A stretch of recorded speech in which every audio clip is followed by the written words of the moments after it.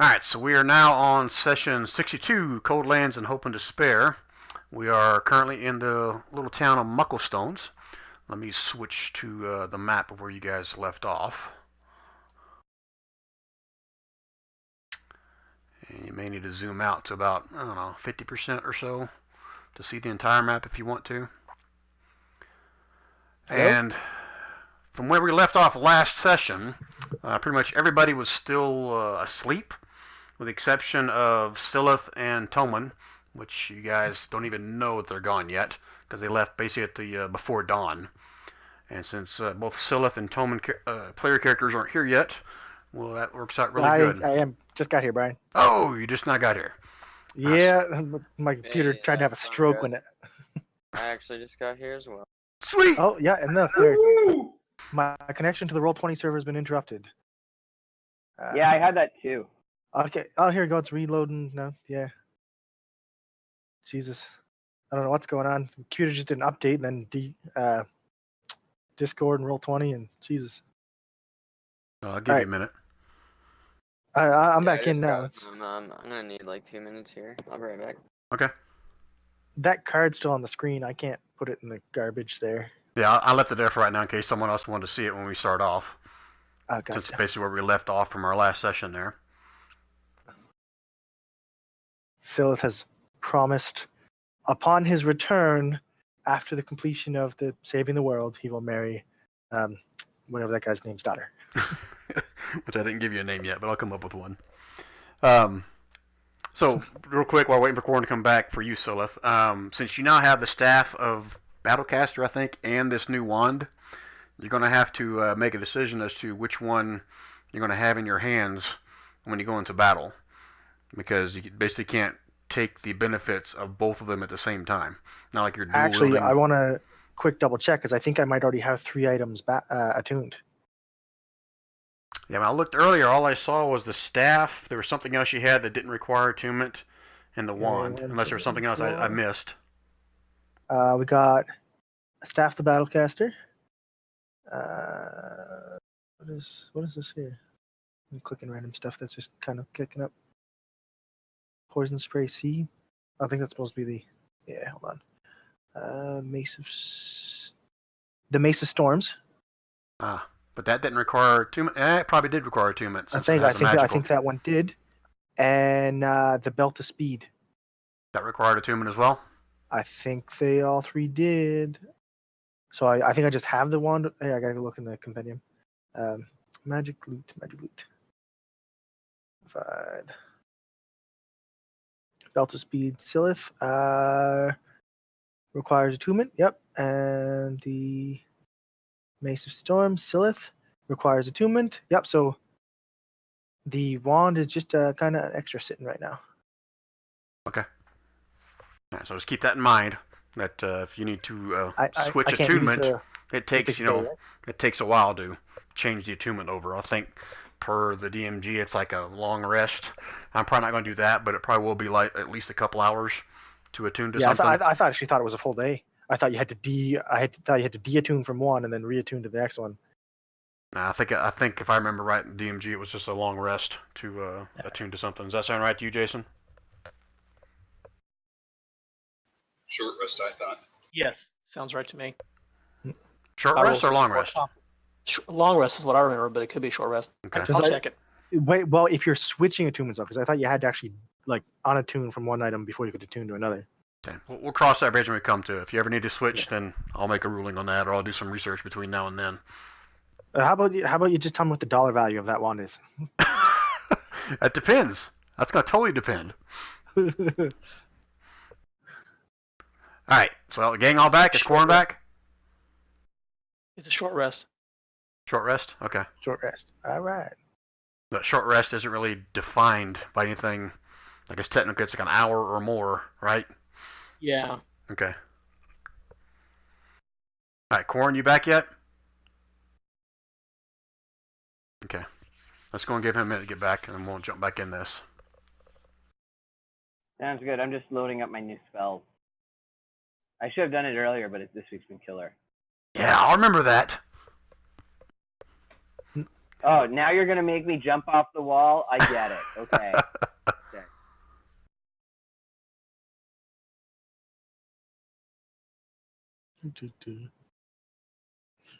That's it.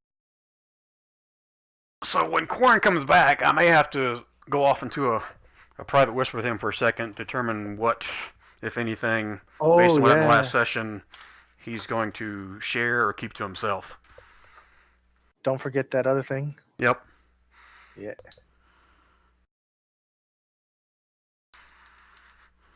All right. Well, while Corn's waiting for him to come back, I'm going to assume that we've already kind of played through the whole Silith and Toman thing, so you guys are going to be kind of the back burner for right now.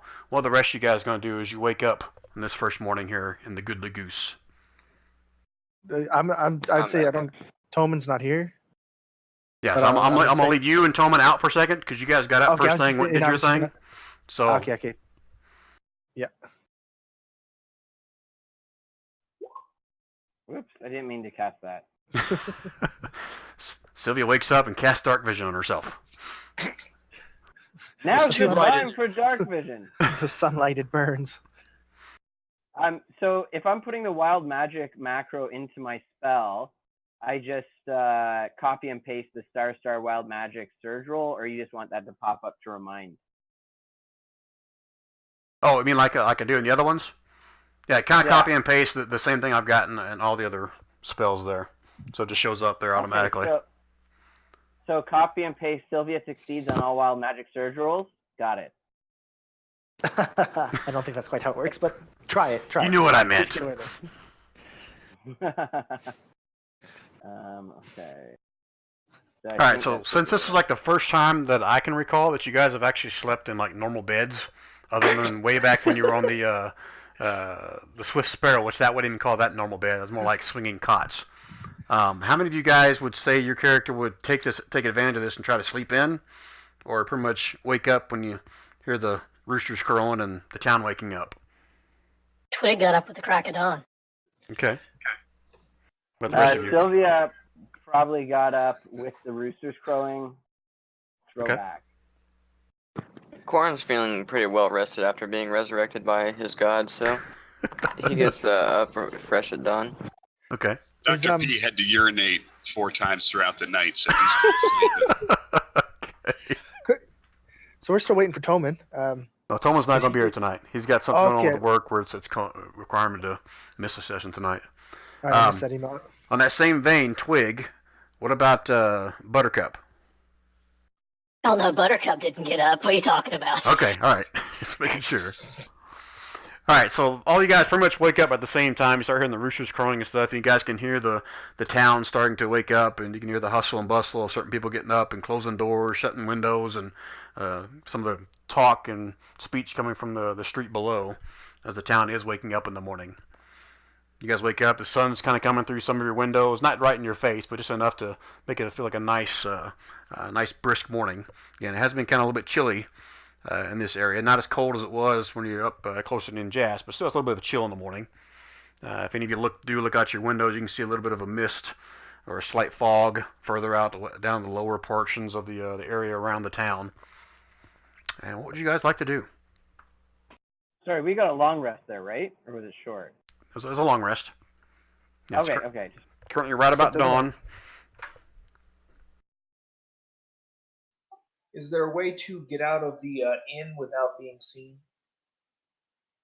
You want to try to sneak out like the back door, so to speak? Back door, window, whatever. Just so I don't have to go by the front counter. Yeah, I don't paid think the room. Yeah, I don't think we ever clarified it, but I assumed that all your rooms are going to be on the second floor or higher, because the main floor is kind of like the servants' quarters, so to speak. So to answer your question, Usul, to get out somewhere other than the front door, you'd probably have to sneak downstairs to go out the back door, or try to crawl your way out and down from a second-story window. Okay. I would like to stealthily try to exit out the back door. Out the back door? Whatever you said. You said downstairs Yeah. and There's a back door. And just so where you would have seen this just either last night or this morning, you look out your back window, the backyard is It's got a couple little gazebos and like little sitting areas, stuff like that, and it is fenced all the way around as well. It's more like a low stone fence, like no more than like 5 feet at its tallest point. But you will see it's kind of fenced in the back. That's still okay with you, as far as wanting to get out that way? Can I actually get out that way? Is that an acrobatics or a stealth check? I don't see your stealth row. Oh, okay. Let me find where my thing is. Where's my token?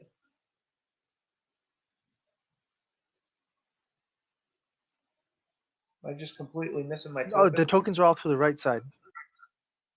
Like there's just one main token for the party in the middle. Your token's right here.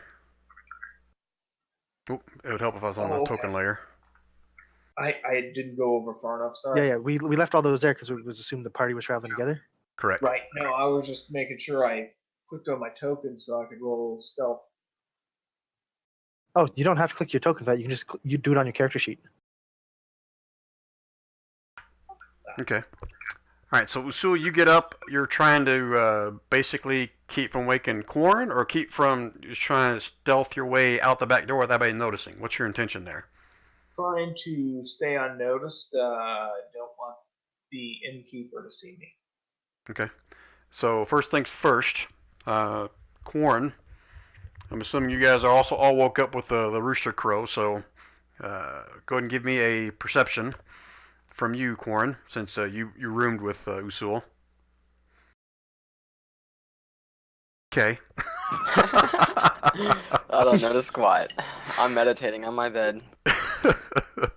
Alright, Usul. So you managed to quietly get up and get dressed. You hear Quarren kind of stir once, but doesn't seem to turn over or notice you at all. And you're able to make your way out the door, and you can see down the stairs down the end of one hallway. But before you even make 2 steps outside of your door, you will see at the foot right outside your door, there's a little note on the floor, folded up one way, and it has your name on the front of it. I should pick that up and read it. Okay. You start reading through it, and you can see it looks like it's a note from Bimja. And it basically says to the point that she has your 2 normal healing potions and your greater healing potion per your request. She said total cost will be about 250 gold pieces, and they are locked up in the office vault up front. She also says below that says P.S. Per Lord Ray Falcor Zen, all personal expenses are to be paid by the individuals and not by Lord Zen. So it says condolences, Bimja Pebblestone. Okay, well, that's what I was trying to avoid, but so it doesn't matter now. Okay. Alright, so now you're going to try to make your way downstairs and out the back door, correct? Oh, no, now I'll just go out the front. Oh, okay. I don't care now. Okay. I was just trying to get out without paying the bill. Okay. Without you wouldn't have got your stuff either. No, that's fine. I figured I'd be able to get it more cheaply in the out and about. That's all. I swear, I had no idea that was your intention, but I had this planned all along what was going to happen with this note. So that worked out rather well. Yeah, that's fair. I was just trying to get some free stuff, Okay. All right, so now you're just going to make your way downstairs and look for wherever your stuff is. Is that correct? No, I don't want to pick it up at the moment, but yeah, I'll pick it up later on. Okay. So you're going to head back into your room then? No, I'll probably head out and go out to the markets. Is my intent. Okay. Just going to do that by yourself, right? Unless there was anybody else that wants to go. Yep. Well, you were trying to sneak out, so I don't think anyone else even knows you're going to the market at this point. Fair. That's fair. So you tell me, what are you doing?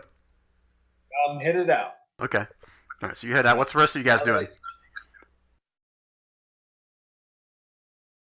Quarren. I wake up disturbed that Usul's missing.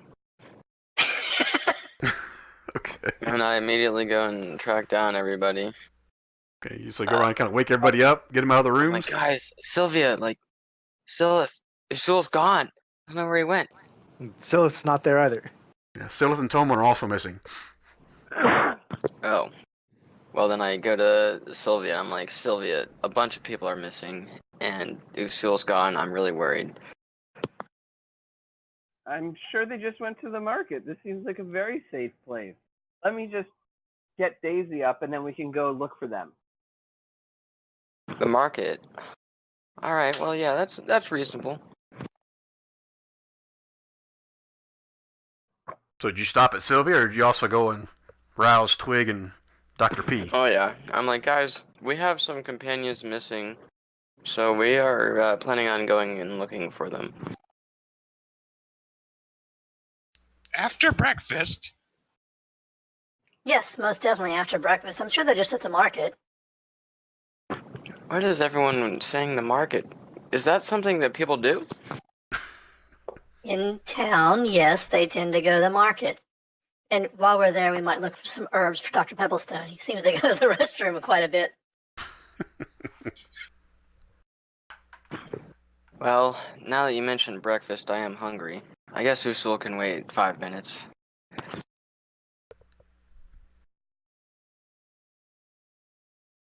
All right, so you guys make your way downstairs. You'll see that Bim's just not there this morning. They got someone else there, but they've got a very small collection of food there for purchase. It's basically like pastries and donuts and just quick stuff. Some nuts, some berries, stuff like that. But I tell you again, so if you want a full meal, you can go to the Goodly Goose or the Cup and Candle, depending on your taste and your price level. I'm fine with the grab and go. Twig goes over, he grabs some stuff from himself, and he walks around, he pops a silver on the counter and goes, "Hey, can someone take a pot of honey up to my room in about an hour?" Pot of honey. Yeah, we can arrange that, sir. Thank you. Just leave it for Buttercup. She'll enjoy it. Are you gonna get the berries, Twig? Yes, I think so. Yeah, she takes your money. She kind of looks at you and knowing, okay, yeah, the bear. Okay, yeah, well, I'll send someone up with the honey here shortly, sir. We'll take care of you. Thank you. You're most welcome. And we'll have the cleaning crew come through here in probably a couple hours. Will that be okay? Yes, that'll be quite fine. Okay. I'm well, sure sir. Buttercup will be out by then. Oh, will the bear let him or herself out? Typically. Okay. Doesn't require any assistance from us? No. Oh. Okay. She looks at you kind of unsure about how that's supposed to work, but okay, very well, sir. We'll take care of the honey.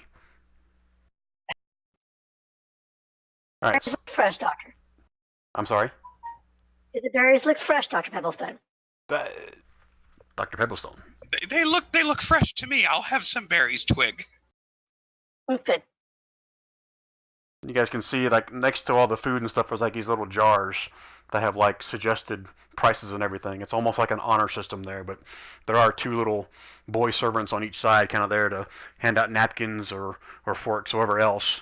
So they're kind of keeping a watch on who's paying, who's not paying. I'll buy some berries as well. I'll trust your guys' judgment. Okay, so out of character, you guys still haven't seemed that worried to the fact that 3 of your companions are missing. Hey, I just met these people. Okay. I'm convinced they're at the market at this point. 3 out of 4 people in our party have said they're at the market, so. Okay. All right, so let's go back to Usul for a second. Usul, give me a second. Oh, you said you weren't sneaking out anymore, right? You went down with the group and had breakfast, right? Yeah. Okay. All right. Silith, I want you to kind of think about what you're going to do next. And while you're doing that, Quarren, I want to pull you into a private whisper here for a second. I got to ask you a few things, okay? Sure.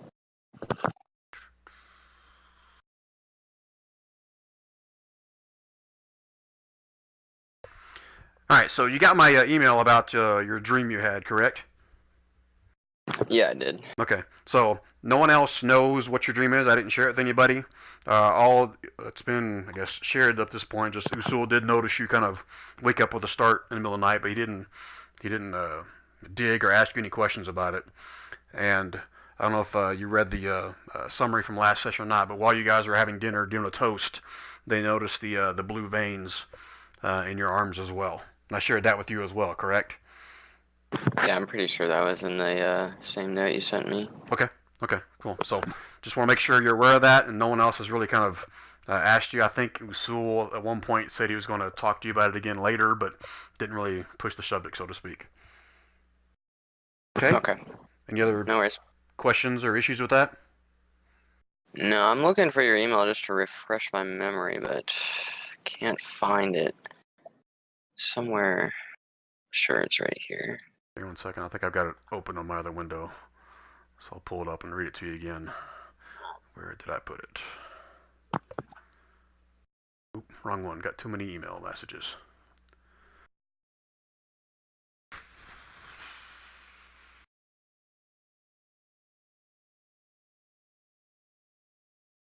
Well, son of a bitch. Well, I hope one of us find it here soon. Yeah, I'm looking through all this stuff.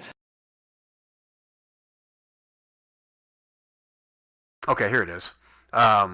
Couple things that from the last session. Also, you just noticed that your body show no signs of scars that you received in previous battle. All of them, every little scratch, cut, it's all gone. It's like you got smooth, brand new skin all over you.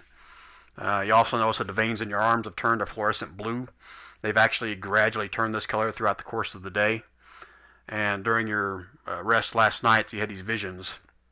Visions will flash back to what the abomination lair looked like before it became the icy tomb that it is today.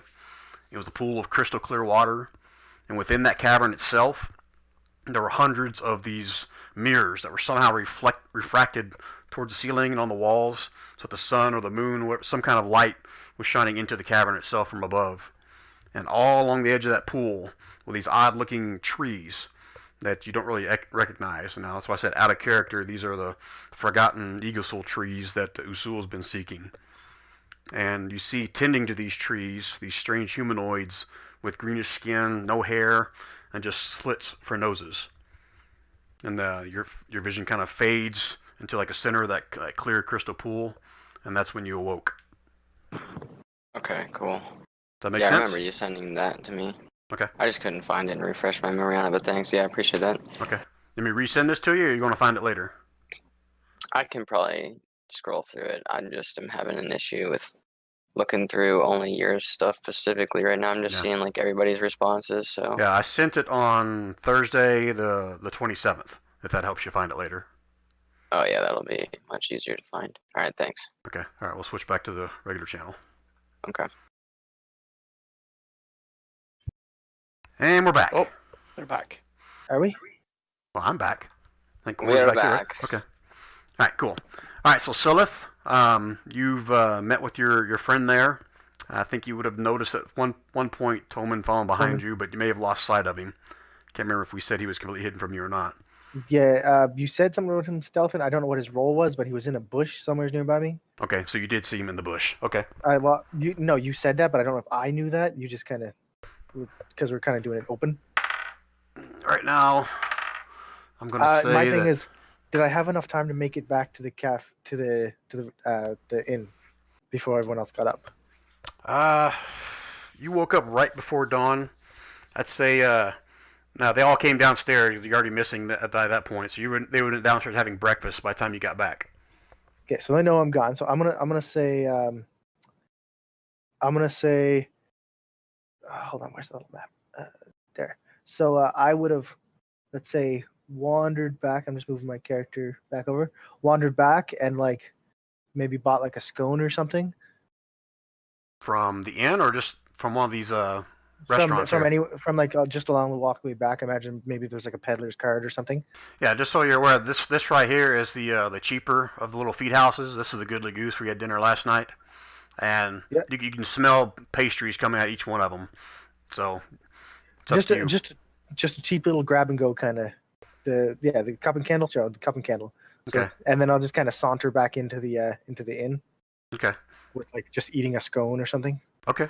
All right. The Mucklestone scones. Yeah, the famous Mucklestone Mucklestone scones.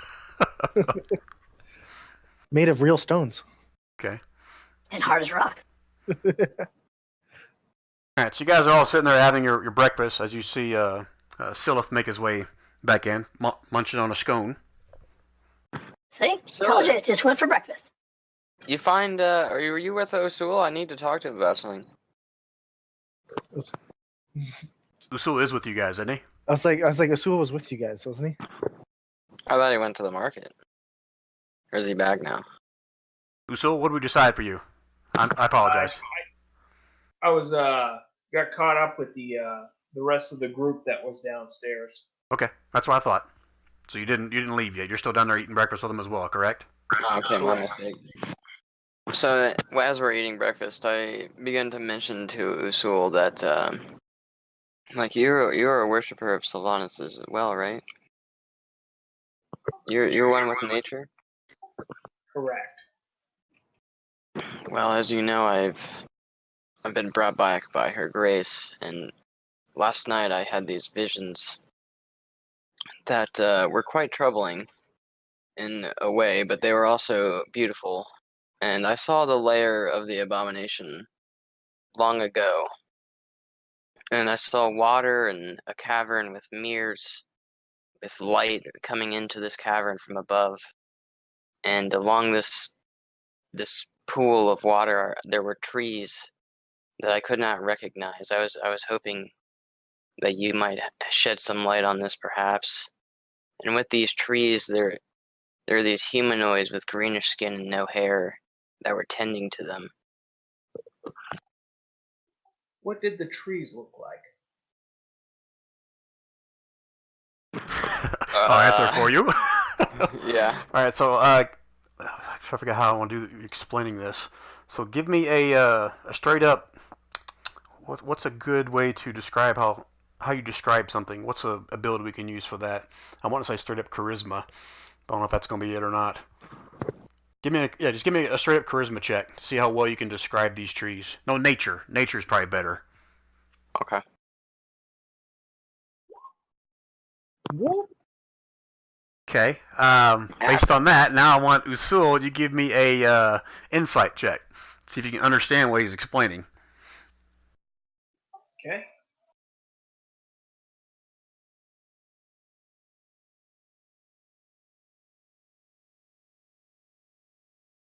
Well, you need to roll how, so. Oh! You guys don't see it, he whispered it to me. Alright, so Corin starts to kind of explain, like, how the tree is shaped and how some of the leaves were colored this way and that, and how the bark looked. And to most of you guys, you're like, that's an oak tree? I don't know. But Usul, you have such a keen mind when it comes to nature and how plants are formed and everything that you get a pretty strong indication that this tree sounds eerily just like the tree you've been searching for your whole life. The Yggdrasil? Straight up. I don't know how you pronounce it, but Yggdrasil? Yggdrasil. Yggdrasil. Yeah. These trees sound a lot like your fabled tree that you've been looking for. Okay. Well, Usul is very suspicious at this point. So, where did the visions come from again? I somehow saw long ago in the abomination's lair, before it became the icy tomb. So, I'm not sure what it all means. I mean, do you have any idea what the trees are, or the people that were tending them are? Or... Sounds like indigestion to me. Oh no, this certainly was not indigestion. I've had that before. Perhaps a spot of mustard that didn't settle well?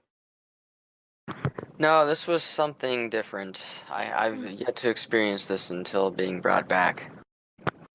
Gnomish food doesn't settle well in elf stomachs. Could be.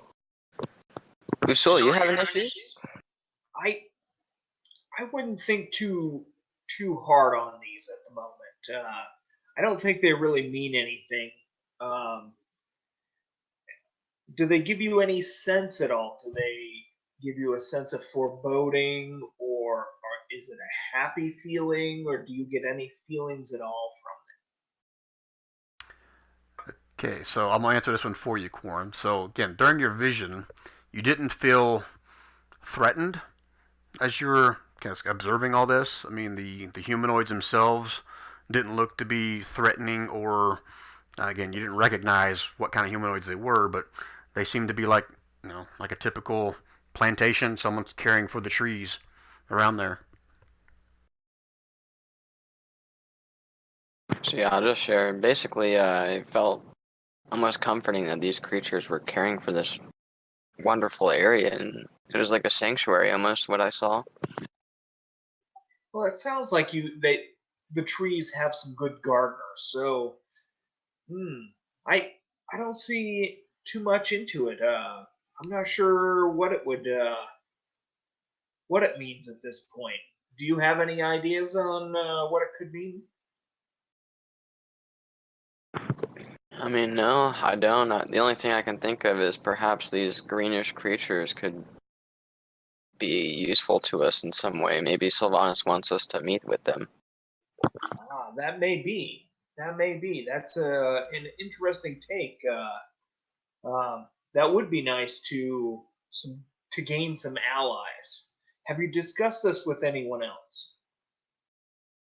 No, I figured I should mention it to you first, being as you may have knowledge that the others might not about Sylvanas. Yeah, well, it is interesting to hear you say that, and I think we should discuss this with everyone else, as they may have some more information. All right, well, let's go and broach the topic with them and see if we can get to the bottom of what this means, or perhaps it is nothing, as you say. It was quite strange, though. Okay, so that was a private conversation between you two, correct? Yeah. Okay. So I'll just come back and basically mention it to everybody while they're all eating their scones. Oh, I didn't bring scones for everyone. I just got my own scone. Oh yeah, we're eating berries, actually. Dr. Pebblestone, these berries are sour. You did not warn me of that. Some berries are sour, some are sweet. Eh, oh well. So, shall we find the market? Yeah, sure. Twig wanders out the front door. Okay, and as you guys are walking out, a couple of little gnome boys will be outside waiting for you. Says, "Where are you going today, sir? Where can we point you to?" The market. The market? What? Well, we don't really have a market per se, but we got all kinds of shops for you. What you looking for, mister? Looking. Well, he kind of points down at the end of the visitors row here, and kind of goes, "If you go back down south, down through there, that's the whole business district through there. Keep going further south past the town well, and you get to the tinkering area where you got all kinds of constructs and things like that. And of course, you probably saw the stables and the food. I guess if you call it a market, the food stores down there close to the main gate as well." Thank you, my lad. And he'll hold out one hand. He gives him a copper. These kids are rich. See him kind of look at the copper, look at you. "Thanks, mister." Kind of stuffs it in his pocket. And Dr. P, if you're there, you'll overhear him asking about the market. Again, you're going to be well aware of pretty much almost every business, market, whatever you want to call it, in this town. So you could be like their de facto guide if you so choose to. Brian. Yep. I got a semi-serious question. So we've been in this campaign for a couple of years now. Mhm. How far along is it? Like, where do you think we'll be by next summer? I've been telling people that I think it's probably about 65, 70% done. So probably still be playing next summer. At the rate you guys are going, I never can tell. Okay, so I may or may not have to be a little on edge for playing around then because I'm gonna be a dad. Oh, Oh, congratulations, cool. bud. Congratulations. That is awesome, buddy. Congratulations, man. Congratulations. Thank you, thank you. We haven't told too many people yet, but you guys are some I can tell, and it won't get around to all the other family and friends yet. So No, I know them all. I'm already posting it on Facebook for you. yeah. Well, that's awesome, No. bud. Congratulations, Yeah. man. So due right in the end of May, beginning of June. So I think we did take a little summer break last year. Mhm. I might be out for a while then, depending where we're at, because I'll have a new little one. That's cool, man. No problem, man. Cool. Like I said, I'll always have a spot for you, though, bud. You take as much time as you need and enjoy yourself. And again, Oh, yeah, congratulations it's again. still a ways away, so I'm gonna do as much mischief as I can before I get there. Okay, cool. All right. Thanks for letting me hijack for a minute there. No problem. Hold on, guys. There's Okay, Pebble Rasul, Throne. I see your whisper. Do you need to jump into private whisper for a second, or are you good? I'm good. Okay. I just wanted to explain where I wanted to go with that. Okay. All right. So, Dr. P, are you going to be like their de facto show 'em around town, or what's your intention? Absolutely. He's eager to show people his town, pointing out all the stupid things that no one will care about the entire way there. And that's where Jimmy's dog once bit Joey, but not Joey. Joey's cousin, perhaps. That whole thing. Cool. All right, so let me point out a few things for you, since you know, but I don't think you do know. So as you guys make your way this direction, the first building right here on the left, this is the magic shop here in town. That's where some of the audience. It's not going to be anything elaborate. Dr. P will kind of tell you in it, like you saw those little talking dolls in front of some of the buildings last time. You notice that there's like all kinds of plants and flowers over the place. There's methods of doing that. Just odd little things like that. Nothing really powerful, but it's got all kinds of different kind of magic things in there. This building right here, this is the gem cutters. They basically take some of the raw gems and stuff taken from the Cavers Guild over here and the mines back behind them, and form these fine finished gems of all sizes and shapes and whatever. This building right here, that's the UFC, and I gotta look this up before I butcher what it actually stands for. It's like Ultimate Fight Club. Yeah. It's pretty close, but it's Was called that the arena? the Ultimate Fighting Clockworks. I was gonna say Ultimate Gnome Fight Club.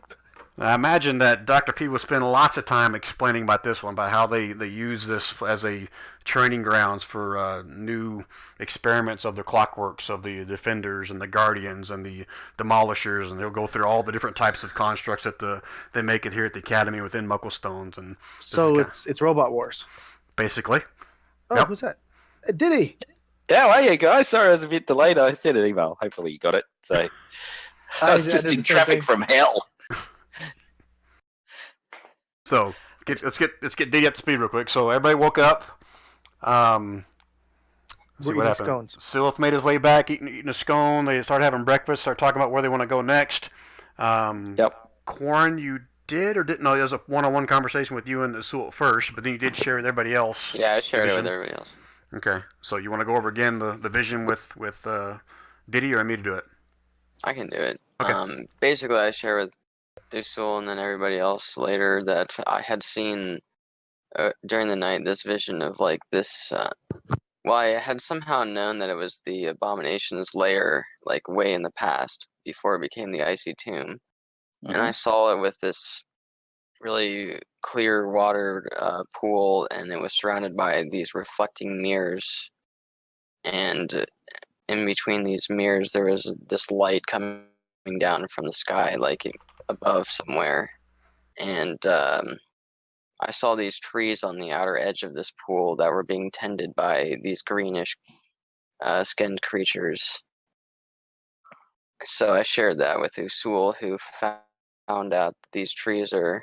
I'm not sure if he shared that with us or not, but he found out that they are for his lifelong quest, basically. But we're not really sure what the vision means beyond that at this point. Mm. So do we have to go back to the lair and get the trees, or no? Well, it was so long ago that it doesn't seem likely that they're going to be there anymore. I was thinking that these greenish guys could somehow be an ally to us if we can find them in some way, but that's the only thought I had. Mm. So you would have explained in detail what these green guys look like? Yeah, they have like slit noses, no hair on their bodies at all. They're definitely not goblins. Okay. So Do I get anything from my? I've got a spiritual guide. I haven't heard from her forever. So, anything coming through from her at all, or like I'll try and focus on that for tonight when we go back to sleep. Okay. Yeah, I'd say So it's one of that Azamar things. right. As a general rule, that's something you probably I can meditate on for a while, so it's not going to come to you right away. But I was going to give any of you guys that heard that a nature check to see if it sounded anywhat familiar to you. Just FYI, out of character, it's going to be a pretty high DC, but you guys can give it a shot if you want. I got this, guys. Don't worry. Pretty high DC for what? Sorry. To see if you recognize or understand these green creatures that Corn tried to explain to you guys. Yeah, Corn. I know exactly what those are. Those are like elementals, right? Like tree elementals. Yeah, I don't know. You tell me. You're the expert, apparently. I'll assist someone because I've got no nature at all. Okay, I'm seeing all the rolls, and so far nobody has a clue. I think it's Hey, Silith has an idea. It's a large goblin. It's a lizard folk. Is it You roll persuasion, not nature. Yeah, that was kind of the point. I said, oh yeah, I'm pretty sure I know what those are. Those are like tree elementals, right? That was the point. Well then, yeah, I'm just like, yeah, sure. Sounds about right. Whatever. I mean, yeah. You've clearly studied this. You took a course on the elemental beings? Yeah, no, mostly just trees. Oh, okay, cool. Just 1 second, guys. I'm finishing marking all these buildings here. That was what? Oh yeah. Stuff popping up, little yellow letters popping up all over the screen. That's my skywriting spell. I hope you enjoy it, guys. I want you to know where you're going and be safe. Okay. Just burned a level 5 spell slot just for you. Okay, I think I've got everything marked there as far as businesses for right now, as far as where you're going to. So, get you up to speed, Diddy. So they all left the inn, making their way down to the business district, so to speak. And as they're going along, Dr. P's reminding them again of all these different shops, what they are, and who owns them, and who the brother is, and what he did for them, and blah blah blah. But so this one here is a magic shop. Over here was the UFC, the Ultimate Fighting Clockworks, which Dr. Pebblestone will probably spend a good 15-20 minutes explaining the ins and outs of how that works, and how it's a place where they prove out their constructs, and it's also a place pretty popular for the bookies and the gambling tables or whatever on the fights as well. Building here, Gem Cutter. They'll take the rough gems that come out of the mines from the Cavers Guild over here across the street and finish them into the fine gems, the precious gems, everything, their final uses. It's a leather worker here. Any kind of leather saddles, armor, household stuff, anything you want made out of leather can be done there. Next building down here is the blacksmith. This next building down here is a town hall. This one here is the herbal remedies shop. This building here is also tied in with this building,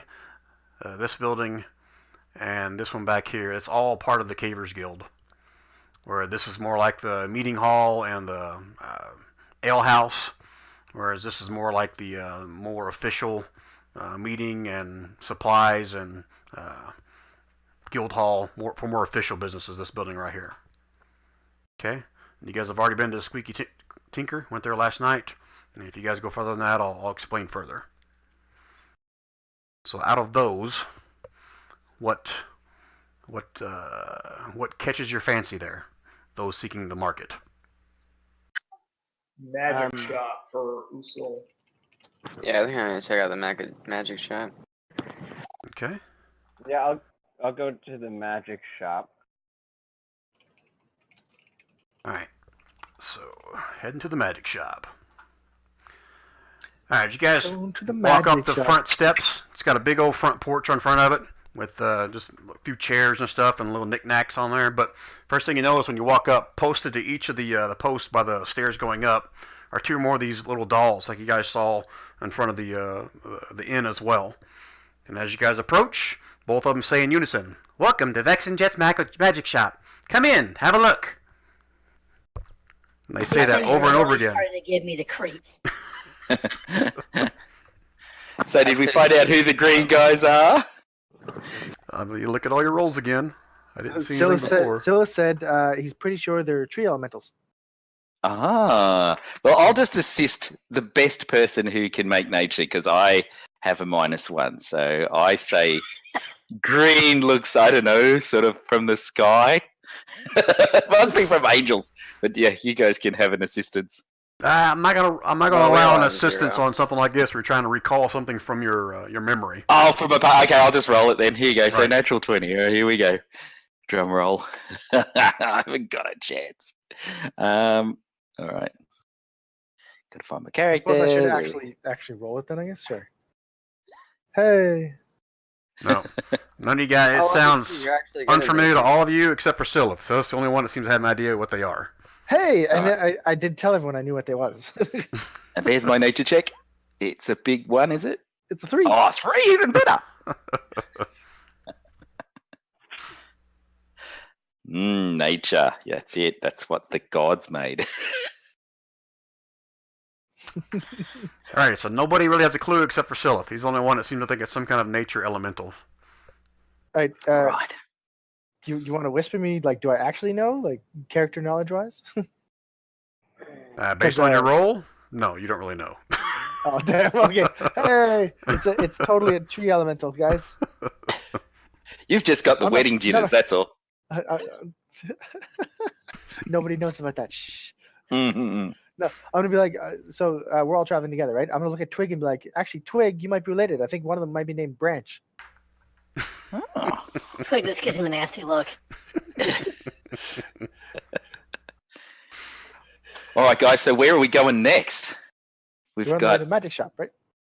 Okay. To explain to you guys the approach, who's actually going in? All of you guys? Yeah.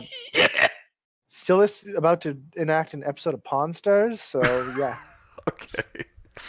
No matter what they say, it's going to be half price. Excellent. All right, so I'll say Scylla is the first one to walk in. As you walk in, you see a male and a female gnome kind of greet you at the door. The female gnome has light blue hair, rises up to a point, almost like an upside down top. And the male gnome has a yellow, shiny scalp, bushy hair that sprouts out both sides of his head, almost makes his head look like a football head. Hey Arnold. Exactly. It's exactly what I'm picturing right now, those two. Yep, that's what I thought of when I came up with that description. So they introduce themselves as Doshia. No, before they even say anything, Oh. I just walk up to the counter, whip out my wand, and slap it on the counter. What can you give me for this? Oh, wow, looky here. It's a Rogo. Rogo, come look at this. Come look at this. And you see Rogo, the guy with the football head, kind of walk over a little bit and looks down and says, I see you got a stick. What's your stick do? Sorry. Silas is going to look disgruntled, and he's like, the stick, this is obviously a very high quality magic wand. What kind of hackney store is this? They can't even identify magical objects. Well, you didn't ask us to identify it. You just said, what's it worth to you? And I said it So he was a looks at the stick. counter and says, "It's a stick. Been identified." Says, tell you what, you give me a gold piece and I'll take your stick. No, I said, what would you give me to take this wand, you nincompoop? It's a wand. Hey, no need for names. hold on a minute. He goes back behind the counter a little bit and rummages underneath something and pulls out some weird-looking goggles. He walks up to it and he can see him kind of clopping some lenses in and out on each one of them. Says, interesting. It's got some, this is a magical stick. Can you tell me what exactly it does? Sure. I did know what it did, didn't I? I don't know. Did he? Did he explain that to you? He just told you what it was, right? Yeah, he told me what it was. It's like their heirloom. Roll me a intelligence check, Silith, to see if you even know what it does. Sure. Okay, you got a fairly good understanding. It has the properties of like doing the hold person or a hold creature. Haven't used it yet. You're not sure exactly how it works yet, but that's the properties it's supposed to have inside of it. So I'm gonna explain to the gnome with the football head. Because again, you haven't attuned to it either, so you're very very limited as what you know about it. Yeah, I don't know the command version of that, but I'm going to do what I do best, which is bullshit. Okay. So I'm gonna explain to his name is Rogo. Rogo is the guy. Adocia is the girl. Football head. Okay. Mm-hmm. I'm gonna explain to him. It's quite obviously, a very powerful, very rare magical wand. It's an heirloom from an old gnomish family, and it's obviously used for the hold person spell. Hold person, huh? He kind of looks over at his wife a little bit and says, well, I'm flattered that you would bring something like this in here to me, but we're not really equipped for things this powerful. But tell you what, if you don't mind, and you know who I am, this is a Adocia, I'm Rogo. Leave it with me for an hour or so to do a little digging on it to verify that it's what you say it is. No offense, but I gotta verify before I can give you a fair market value for this thing, if you understand. Don't you have a friend you can call to the shop to evaluate it? And kind of, you see him trying to look over around the Dragonborn. Who said that? Says, you're not in this business now, are you, sir, little fella? So it's not as easy as just looking at something and knowing what it does. There's this process called attunement. You may have heard of it before. It's where someone kind of sits and meditates with it for a while to really understand its properties and what it can or can't do. Now, I wouldn't be a very smart businessman if I just took the word of every Tom, Dick, and little gnome Harry that came in here and told me they had something magical. Now, would I?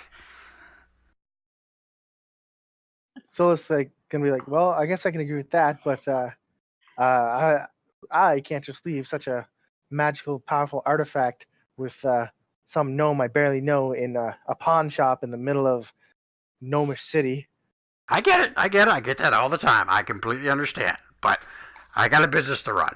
So if you want me to give you a fair market value, I got to do my due diligence, and I got to verify what this thing is and what it does. Unless you can demonstrate for me what it can do. Silas is going to huff at him and be like, I might come back. And he's going to flounce his way out of the store. And you see Adocia as he's walking out, she's kind of slapping him beside that. What are you doing? What are you doing? Just make him an offer.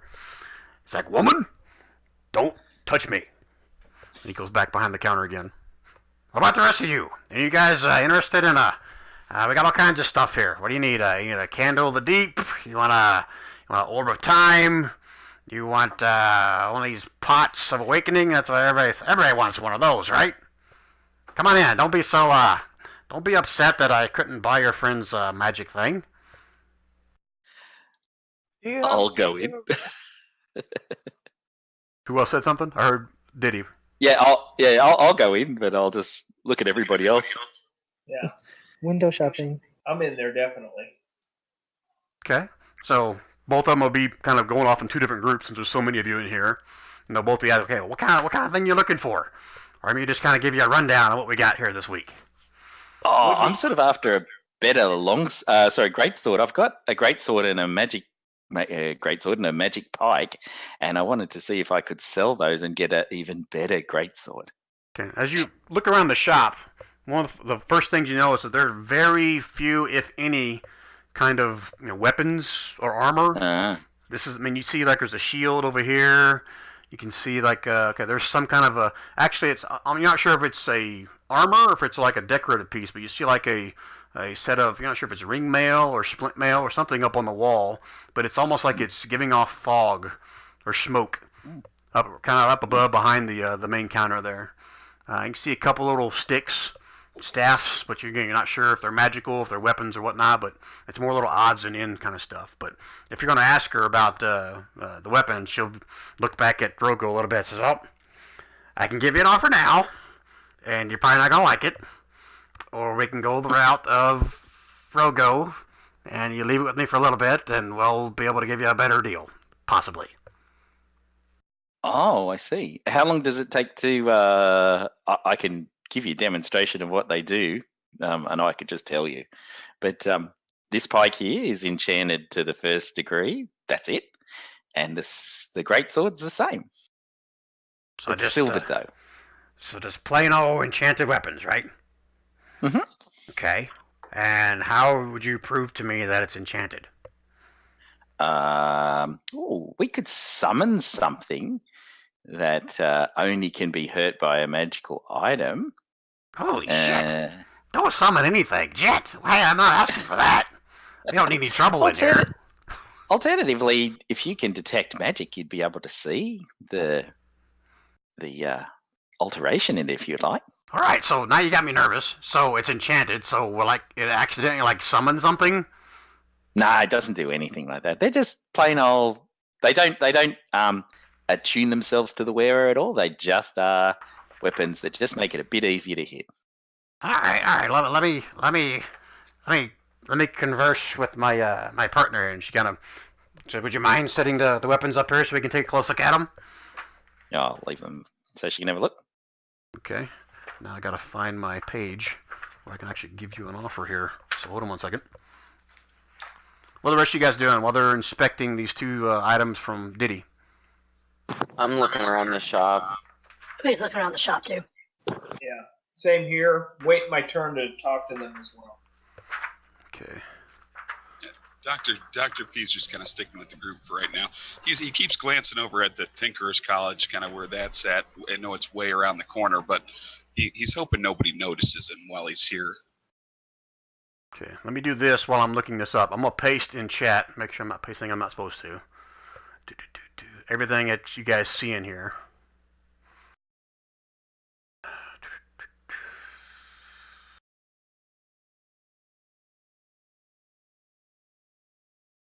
Yeah, I don't see anything there that they wouldn't share with you. And maybe a little bit extra that she gives you a story behind it, but here's all the different kinds of stuff you guys can find in here. So peruse through that while I'm trying to find my page where it shows how much I can offer for these things. I think it's in Xanathar's where it had that.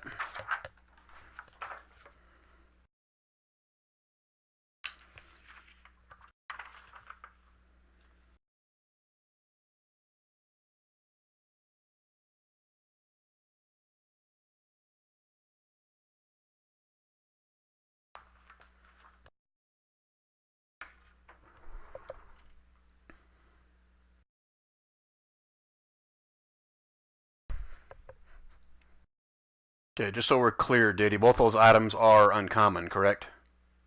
I think so, yeah. Okay. I mean, they're just +1, so yeah.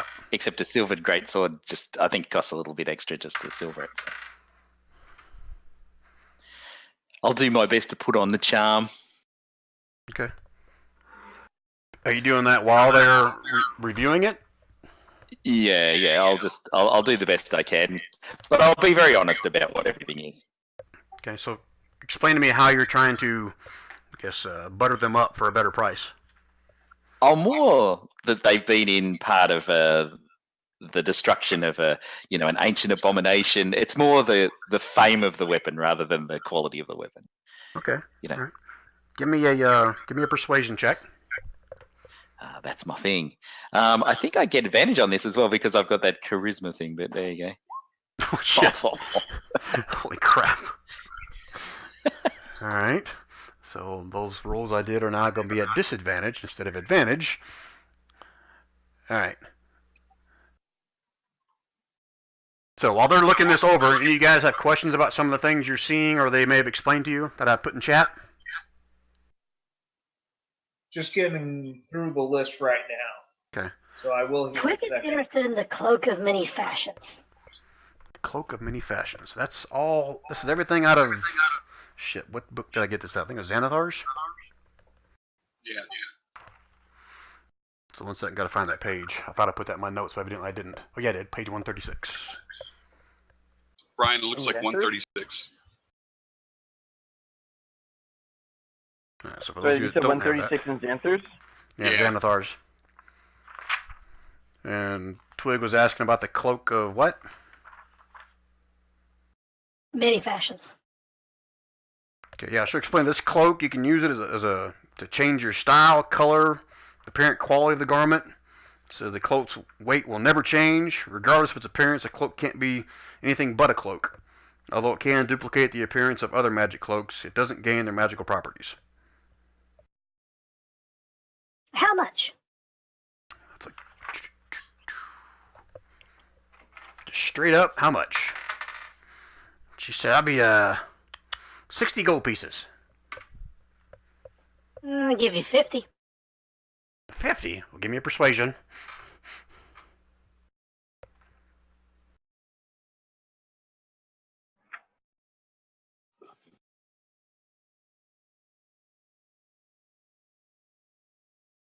Damn. Yeah. Okay. Just don't tell Rogo, okay? Between me and you, 50 gold pieces and it's yours. Deal, my lady. Okay. Add that to your character sheet. All right. Anybody else? I'm interested in these arrows. Which arrows? These unbreakable ones, or so you say.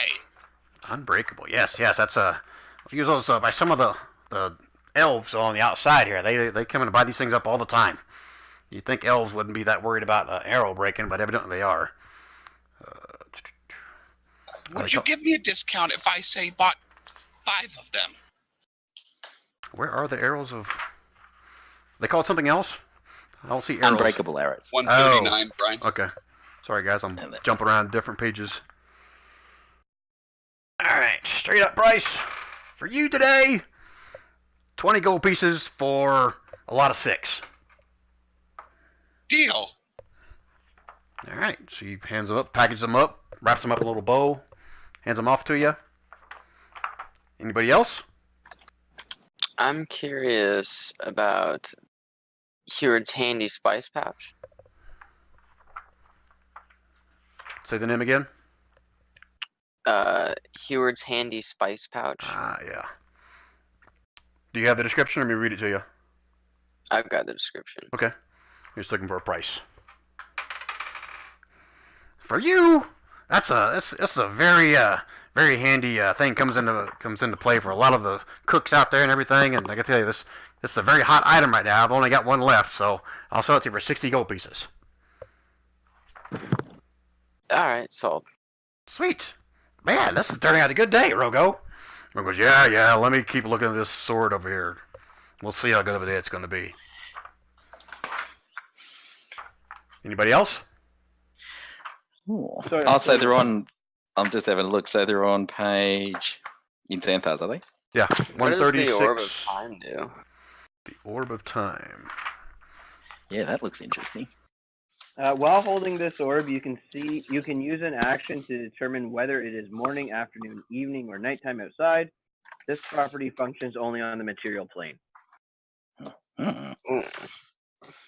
How much does that cost? Tell you what, since you just bought my last of the spice pouch, I'll say this one was 30 gold pieces. All right, I buy that as well. And Dr. P, you're gonna know that this is a very common item for some of the more well-to-dos within town as well. Most of this stuff is. Oh, everybody has that. Bimja, I think, keeps some in her drawer downstairs. And Ro goes, okay, Dr. P. I don't come into your place of work and tell people that all your stuff is free for everybody else. It's not He has free. a place of work here. It's not free, just to be clear. He has a place of work here. That's right. Thank you, sir. I start stepping outside and changing it from day to afternoon to night over and over again. I'm like, whoa, look trippy. It doesn't change the time. It just tells you what time of the day it is. Oh, it determined. Okay. I thought it changed it. What good is this orb then? Diddy passes you a bit of I'll say on the drugs. and says, final. well, if you take that with it, you'll be all right. I'm like, thank you. I need some LSD with this. Now do it.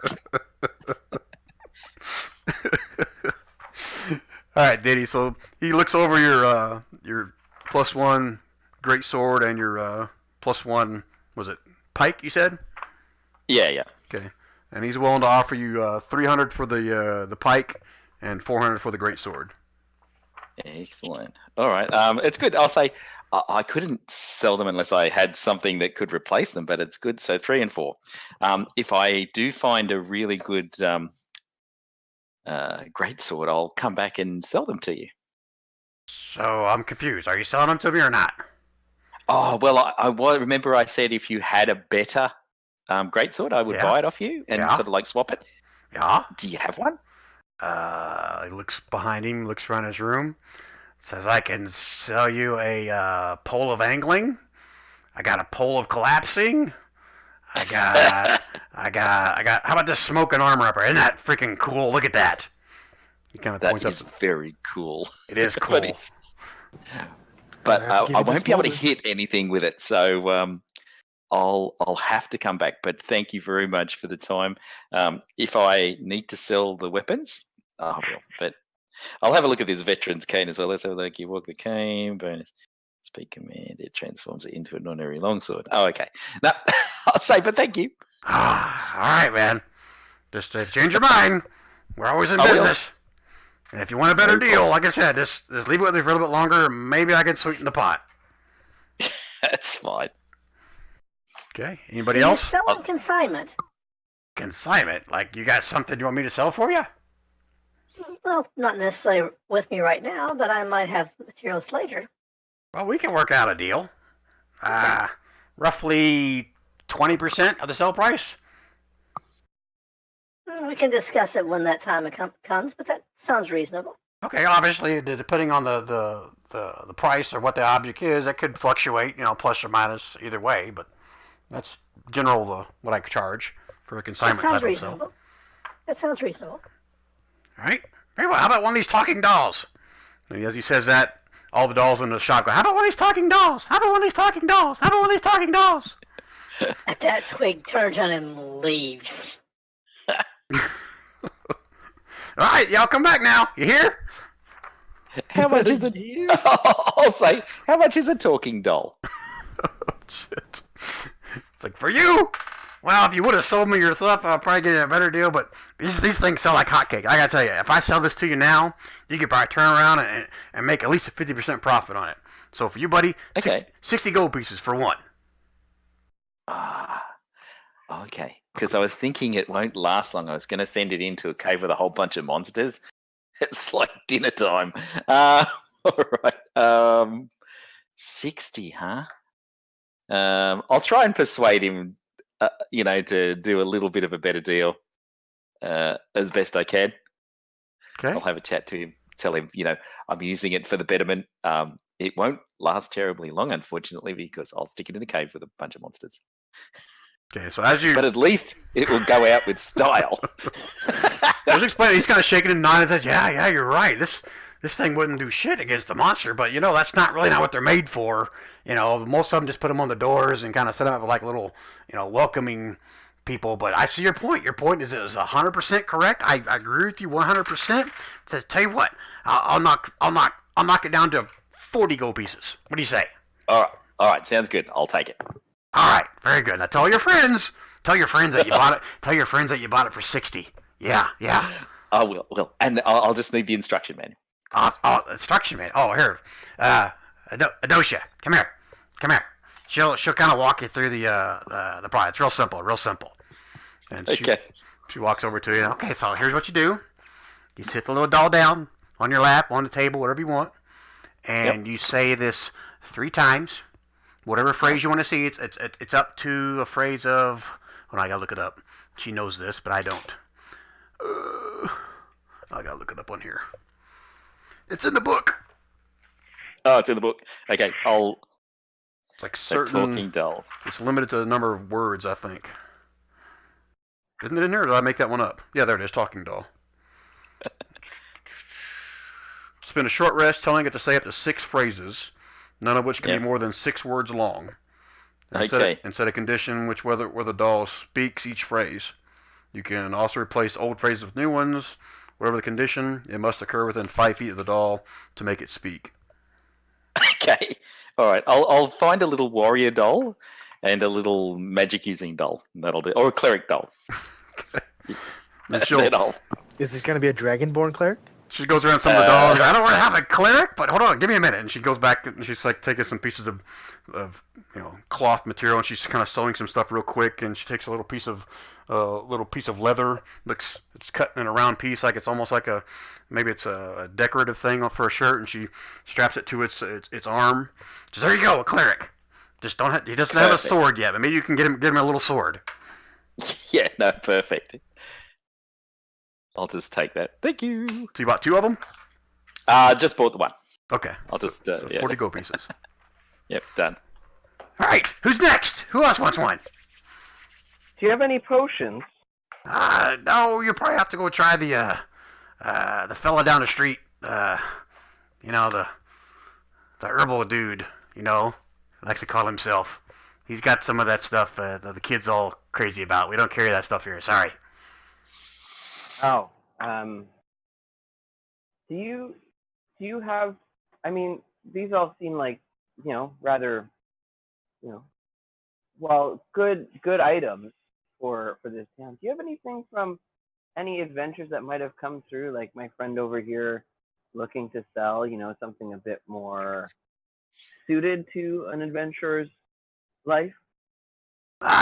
Honestly, mister, we sell these little knick-knack magic stuff. You might try the blacksmith down the street. I mean, he'd probably be the better bet to find you some more of the adventuring type of stuff. What is not useful about pulling spices out for our meals on the road during adventuring?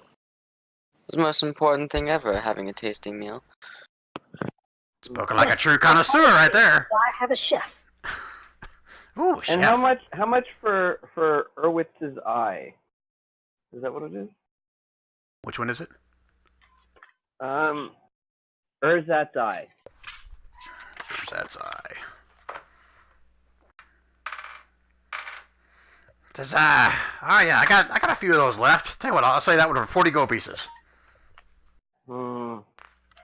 I think I'll hold off, good sir. But thank you. Okay. It's a bit rich for a magic trick.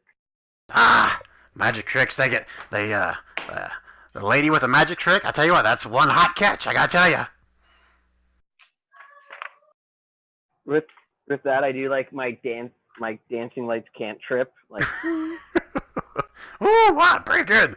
And then Dosha starts kind of dancing a little bit. Woo, you go, girl. what about that enduring spellbook? Enduring spellbook. Oh yeah, the enduring spellbook. Dosha, that's your forte. Oh yeah. Enduring spellbook. Let me see. Tell you what, you've been such a good sport. I haven't bought too much though, but I'll give you that one to you for 40 gold pieces. What do you say? I normally sell it for 60, but for you, it'll be 40 gold pieces. I pick. Is it like out? Can I like pick it up and look it over and heft it like I'm making a decision? Sure. Yeah, she'll let you look at it. Okay. And I'm like, okay. Do you have anything? Yeah, I'll take that. Sweet. There you go. Have fun with that, sir. That come in very handy for such a well-distinguished lady like yourself. Anyone else? Thank you. On a roll. I like this. Good morning. Dr. P's interested in the horn. He's gonna bring it up there and ask him how much that is. The horn. I see that Dr. P knows what he's looking at here. How you doing, today, Mr. Pebblestone? Nice seeing you again. Pretty good. It's good seeing you as well. I thought you left town for a while because you were going to go stop the abomination. Save or the whatever. world. Yes. You got it. I guess your deed done. Is the world saved now? Somehow I walked through a tree and ended up back here. So that's a yes then, right? No, I think the world saving happens next. Okay. Well, I've heard the news about what's going on in Ninjas. Did you help them out up there already? I put a couple scopes on weapons for the men there, but no, I went into a tree. Okay. Whatever you say, Dr. P. Tell you what, I'll sell you this horn for 50 gold pieces. What do you say? You know what? You know it's a good deal. Yes, I knew your man knew a good deal when you see one. Takes your money and packages it up. Nice velvet bag. Hands it over to you. All right, you guys asked for a market. You're freaking getting it now. Who else wants to buy something? I would like to ask the owners just a question about who is the best wizard in town. The best wizard? Well, we're not exactly known for our wizards. We're more known for our druids here. But my money's on Cudwar. Cudwar, we used to have another guy here by the name of Gillard. What was his name, Rogo? Gillard. That's the guy that left his wife and kid. That was a real piece of shit. Yeah, he was a piece of shit, but he was pretty powerful too, though. But right now it'd be Cudwar. Cudwar Trungason. I'm sure he's the overseer here, right? Where can I find this Cudwar? He's usually in the keep or the Tinkering Academy. Could be the town hall. Just depends on what the town's needs are right now. I heard the druid Jodell came in. Well, he came with you guys, if I remember right. So he's been spending some time with the druid Jodell, I believe. Which, now that I mentioned that, Jodell, he's a pretty powerful. He's not a wizard again, but I'm a little more partial to the druids myself. And so who is your top druid then? Oh, that's a tough one because I really like Cudwar. He's a fine fellow, you know, and he's one of the small folks, so he got that going for him. And Jodell's quite powerful, you know, and he's kind of got the inside ring, you know, with the circle of Leth and everything, so he's got connections, you know. That'd be a toss-up, but if I would have put them against each other, what do you think? What do you think, Rogo? To Jodell. Definitely Jodell. Okay, whatever Rogo says, I'll say too. But Cudwar, he's a nice fellow. I wouldn't want to see him in a fight. I thank you for your time. No problem, no problem. Anything else we can sell you today? I think I've seen all I need, and I walk out. All right, thank you. And I make a point to write in my enduring spellbook the very first thing. Average magic shop, mostly lame tricks, and make it like 1 star out of 5. Very well. As you walk out the door, there's 2 more dolls facing the other direction for people leaving out. It says, "Thanks for shopping at Vex and Jest. Until next time, have fun, friend." And that says that as every person walks out. So is it? Oh, is everyone walking out, or is it still just me and Sylvia outside? I was just saying it says that every time someone walks out the door. That same saying is said by the little doll. And where did he say the potions were? He said down at the herbal remedies shop. Okay. I think I just marked it as herbal, I think, on the map for you guys. With 2 E's. So did we all did I? find everything? You guys all done in here? Yes. Alright. So as you guys all make your way outside of the magic shop, Quarren, you see 3 familiar, 4, 5 familiar people kind of walking up to you. 2 little gnomes and a tall half-elf girl, little stout dwarf, and a little halfling. Nimba runs up to you first. Quarren, my friend, it's so nice to see you. I'm so glad you're alive and well. But he looks around and says, I heard the news. We lost Kirill, we lost Tegan, you lost so many, but I'm so glad you're alive. I'm so glad you made it. Is Quarren there? What? Oh crap! He said, "Be right back." He literally just said BRB. I was like, yeah. Quick side note. Whatever happened to Bachbard? Bachbard was only with us about a month before he just stopped showing up. So. No, because I took over Bachbard, and he was the kind of character? doing I still throw him in every once in a while. He didn't go to the Immortal Caverns with anybody. I think I pretty much left him back in Jast. Okay. Gotcha. I didn't know he actually ended All up right. being eventually. So I'll reenact the whole Nimba Jimba thing, meeting Corn when he comes back. So where'd you guys like to go next? Usul I'd like to go to get the herb potion. herbal shop. One at a time. I would Warren? like to pick up some potions. That's what I'm looking for. Okay. That's, again, she'll probably say you can find those down, and Dr. P will share with you as well. Probably the herbal remedy shop is your best bet to find some potions down there. Right next to the town well and the Squeaky Tinker. Very good. That was the same thing I was going to say. All right. So you guys gonna make your way down to that place? Mhm. Okay. Yeah. As you guys are making your way down the road, the first thing you'll see right in the middle of the road is the Get Along pub, right in the center of town. There's some music coming out of it. You can see people kind of casually hopping on, hopping off. People partaking in drinks as they're finishing up and stepping off and going back to the next place. It's moving on really slow, like snail's pace. But you have to kind of work your way around that to get past it down to the herbal remedy shop. Is it called Bed Bath & Beyond? Let me pull it up here. Or maybe something like Mary Jane's? No, nothing like that. This one right here, right? It's about to be legal in Canada. It's already illegal in Yeah, like about 10 71. states in here, U.S. In too. Missouri. That was only 2 states. Yeah, it's a simple name, just called Herbal Remedies. As you guys walk in, No, naturally. That's a good one. that's pretty good. I wish I would have thought of that. All right, you guys walk in, you see this short little gnome, tight gray curls, got about a 5 o'clock shadow. Got these little square, little bitty glasses that sit on the tip of his nose.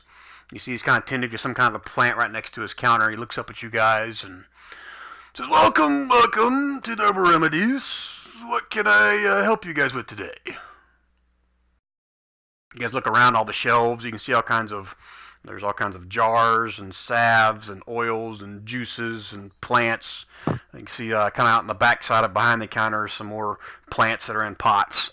Matter of fact, you see one of the pots on the counter itself has some kind of a little shrub or a flowering bush that almost like turns and looks at you guys as you guys enter.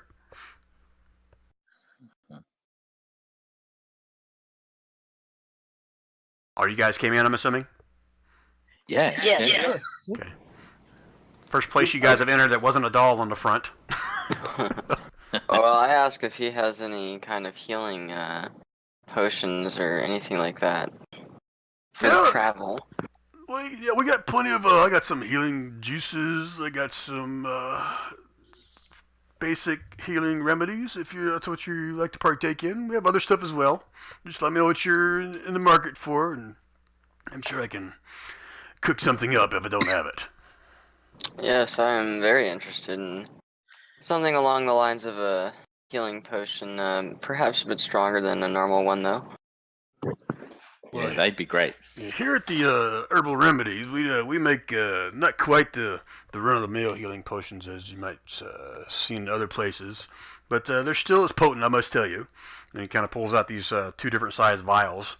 One's a little small. He just calls them his healing juice.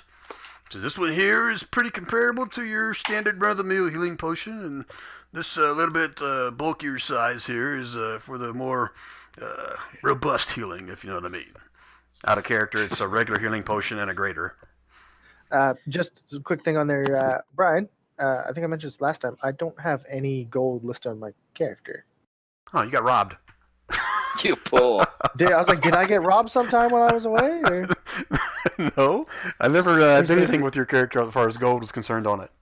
I was like, I have nothing. Let No me roll gold, randomly no- for you. Hold on a minute. You have that, and you have 196 gold. 196. I'll put it so then. 196 platinum. It is perfect. No, 196 gold. Also, this is GOLD. my town now.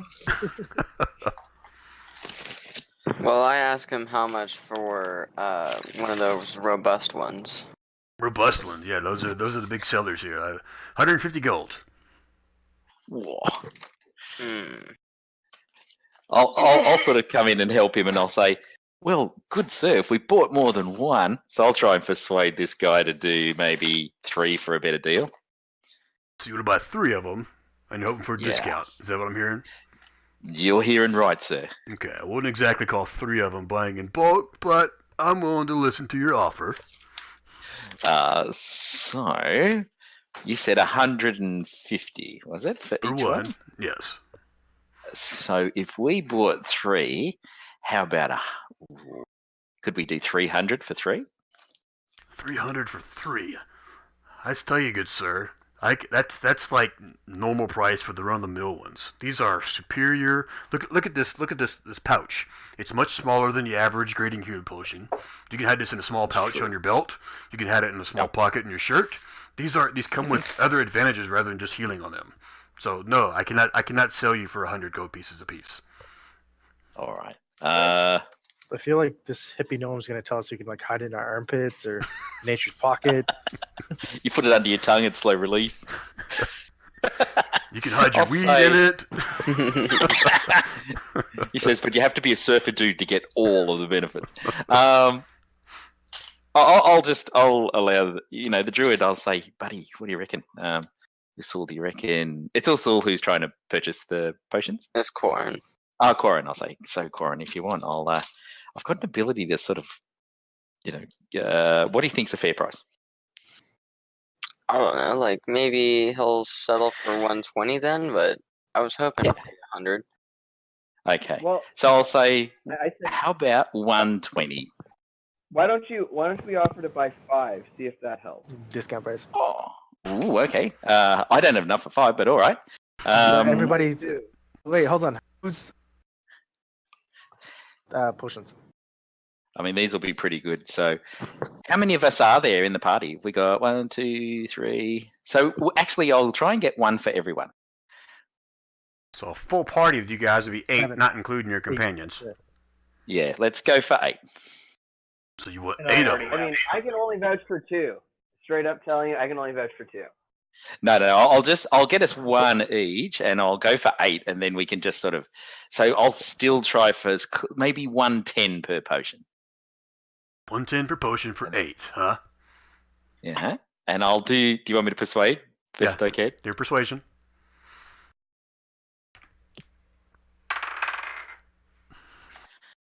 He kind of looks around all you guys and looks at the 3 gnomes with their group.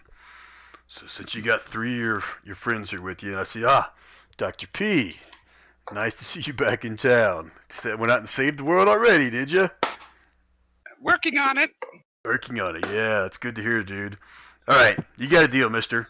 8 of them, 880 gold pieces. Okay. All right. So guys, we got 880. So I'll put 110 in towards one of those. So let's put forth 80. Yeah, I put 110.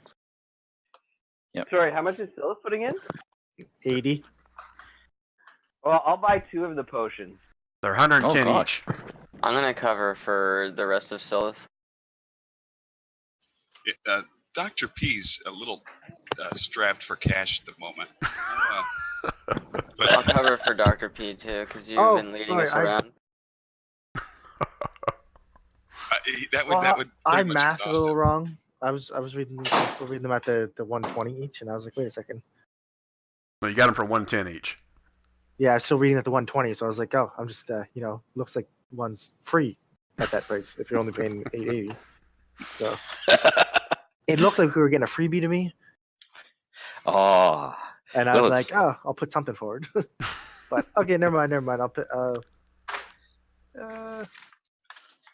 You guys do the No, math. no, I'm not doing the so- math. As no, long as he gets so- 880 gold, he's happy. I buy Dr. P's and I pay the rest for Silith. Silas is not gonna buy one. Silas is not gonna buy one. Neither's Yeah. Twig. Sylvia's buying 2. Alright. I'll just buy the one that Sylvia's not buying then. So I'll pay the rest of that. What is it? 7. We haggled for 8. That's the thing. You haggled for 110, but you got eight of them for 110. That's what I understood. Yeah. Wait, Correct? Eight for 110 each, or Correct. 8? 880 Okay, was the yeah. total bill. Everything's good. They're clean as a heat. So if I'm buying 2, Got that's you. 220. So now we I need think 6. we made out before we get crazy. All right, someone's got some background going on there. Diddy. I think it's Diddy. I hear a knife. It's Diddy. Oh, it's just over That's not a knife. Hey, Diddy! Your microphone's on!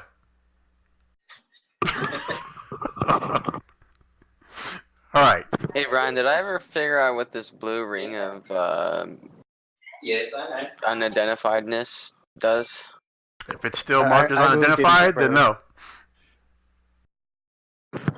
Alright, well then I'm gonna have to ask one of you wizards. That we obviously have. What the heck is going on? That is Diddy's, right? I'm about to put him No, on that's mute. Asul. I'm like, hey, anyone have the identify spell by chance? Sylvia just kind of laughs awkwardly, like, yeah, I'm not that kind of magic. Oh. Let's see. Da-da-da-da-da-da-da. Rocco, you Nope. can do it. Who?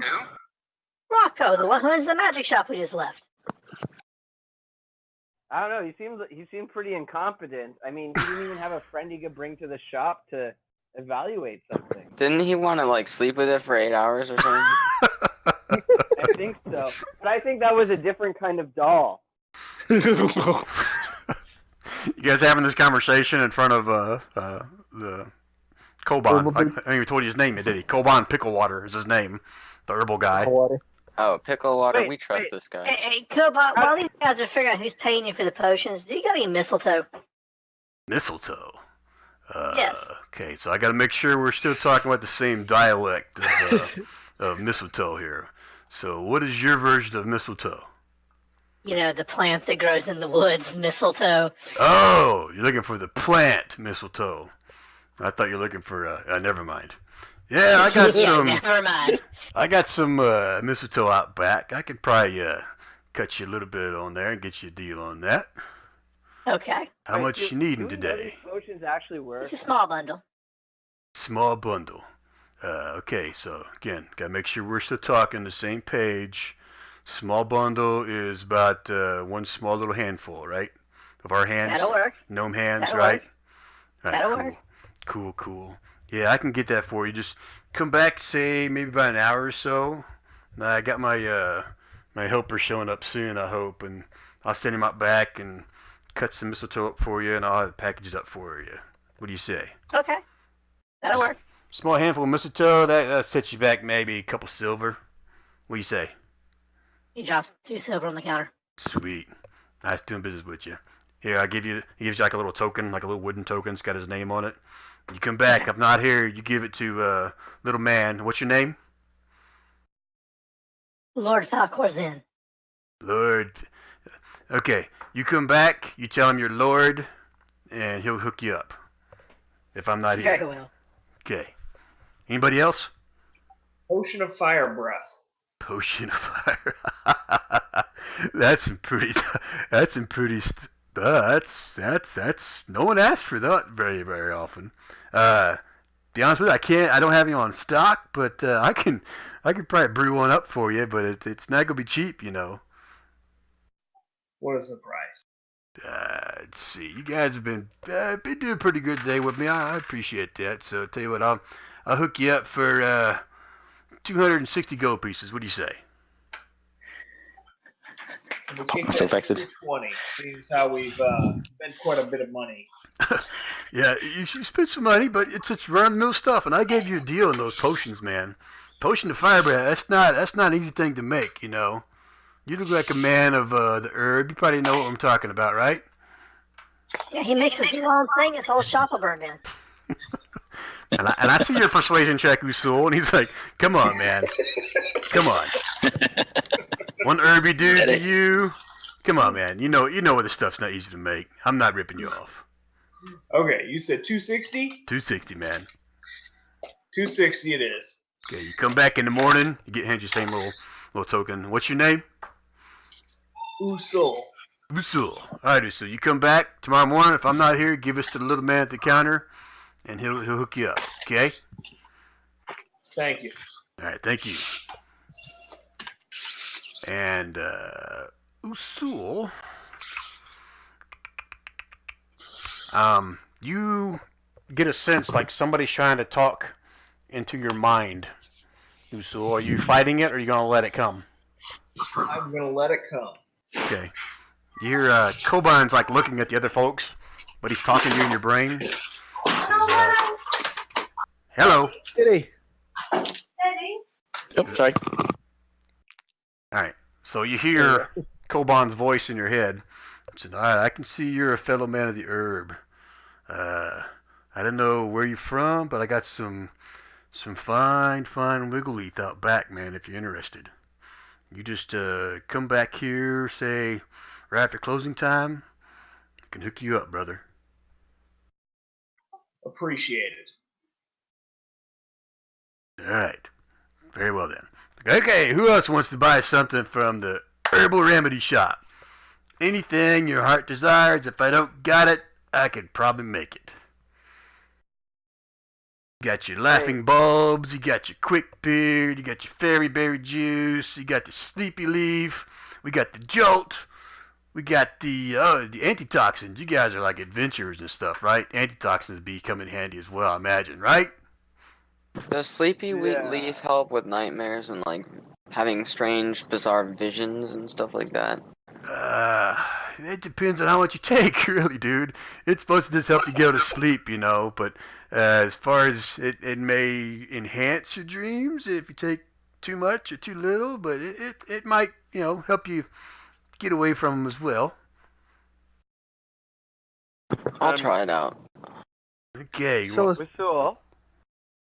he kind of reaches behind his counter, pulls something from underneath, got a little baggie, sets it up on the counter. It's a sleepy leaf, man. That's enough for a good 3 or 4 nights right there. That's 1 silver, buddy. What do you say? I appreciate it. Thank you. Sweet. Now, if you inspect it, open it up, you can see it's like little incense bars. You have to kind of light and let it kind of fill the room to kind of help you sleep. I'm gonna look at it and agree. Say that's good stuff.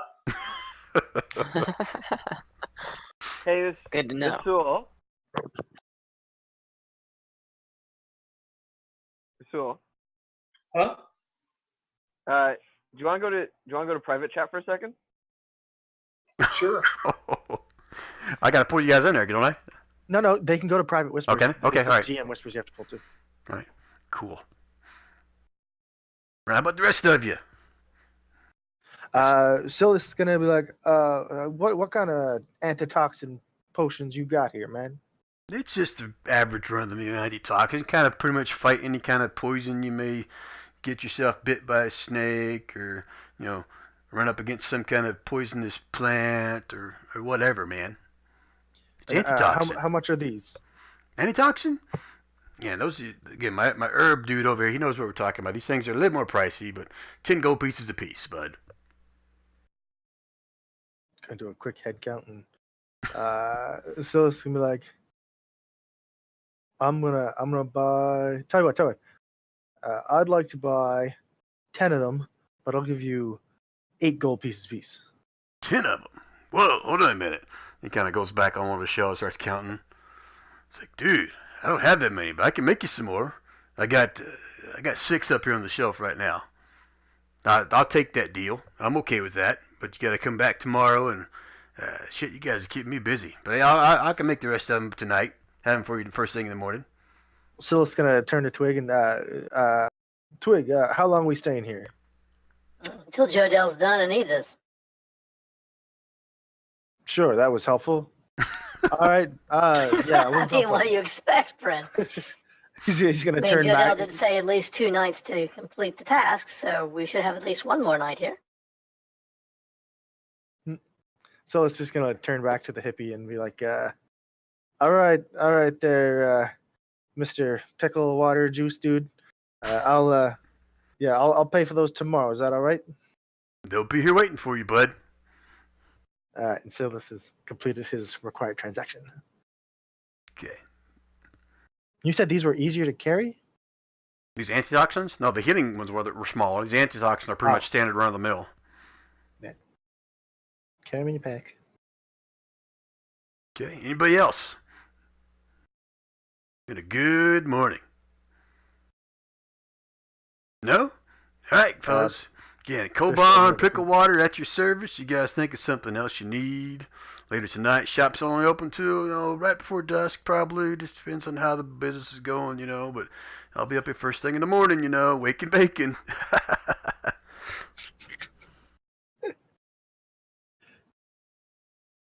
So I think, I didn't think Sue and Sylvia were getting anything else. Would you want to just move the party along? I'd say just move the party along. All right, and we can always go rewind if there's something else they were doing in the shop. Yeah, okay. Yep. Yeah, what do you guys want to do next? Twig wants to head over toward the keep to check on Jodell and see if he needs anything, that sort of thing. Yeah, just find out how that machine's going. Silas wants to split off. He wants to check out the Squeaky Tinker for any kind of nifty contraptions. All right, so if we're splitting the party, I guess you guys can use your individual tokens to kind of move them to where you're going to. Okay. Boop. And what'd you say, Diddy? I'm just going to go with our little gnome friend and go to the castle. Twig. Okay. Anybody else going to stick with Twig that's here? Dr. P? Yeah, I just moved the party token over there. Okay, yeah, if the party's all there, then just use the party. If you're not with that party token, then use your token wherever you're going to. That'll make it easier on me. Did we all go to the keep? Except for Scylla. Silas at the Squeaky Tinker looking for doodads. I figure Pebblestone went there. Okay. Pebblestone did not. I'd like to look for Cudwar or Jodell. Okay. That's They what need the to main keep. party's doing. Was there anything else you guys are wanting to do at the herbal remedy? What? Because you guys are I waiting. assume we settled up our potions, right? Oh, there's only one other thing at the herbal remedy shop. Shall we ask this guy? He looks like he's a real herbal guy. If he knows anything about those green-skinned fellas that we saw, or you saw. Oh, maybe. That's a good thought. Good idea. Yeah, do that. Yeah, I'll describe like these green guys that were tending to these trees and ask if he has any idea of what they might be. Okay, so give me another nature check. I'll give it to you at advantage. It's your second time trying to explain this, so maybe you'll get better at it.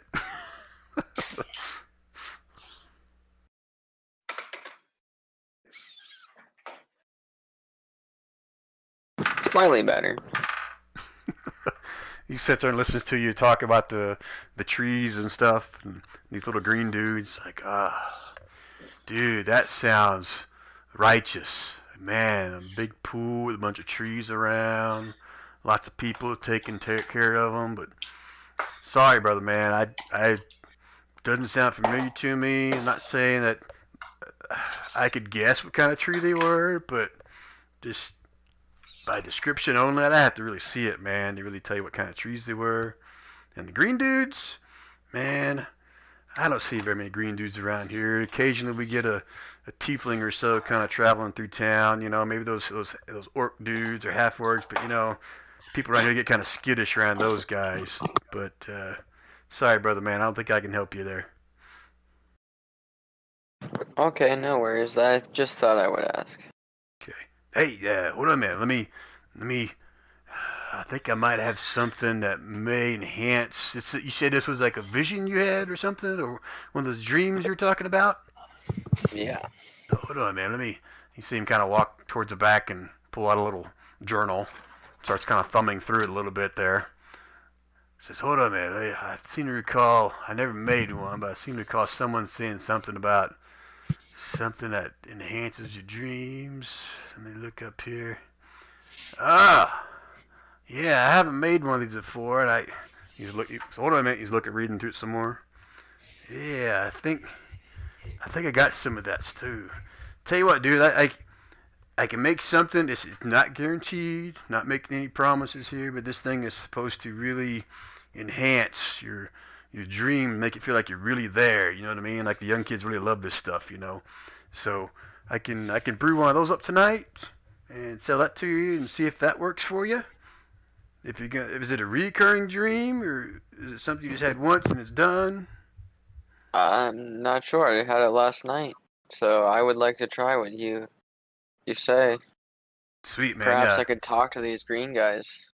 Whoa, that'd be pretty awesome. I haven't heard anybody saying about that. It's actually talking to people, but it like I said, it's supposed to enhance your dreams. Everything seems more vivid, more real. You can remember stuff better usually after you have a dream. Just one of those weird things, man. But I can brew one up tonight. Have it for you. Shit, you guys will keep me busy. Probably mid-morning tomorrow.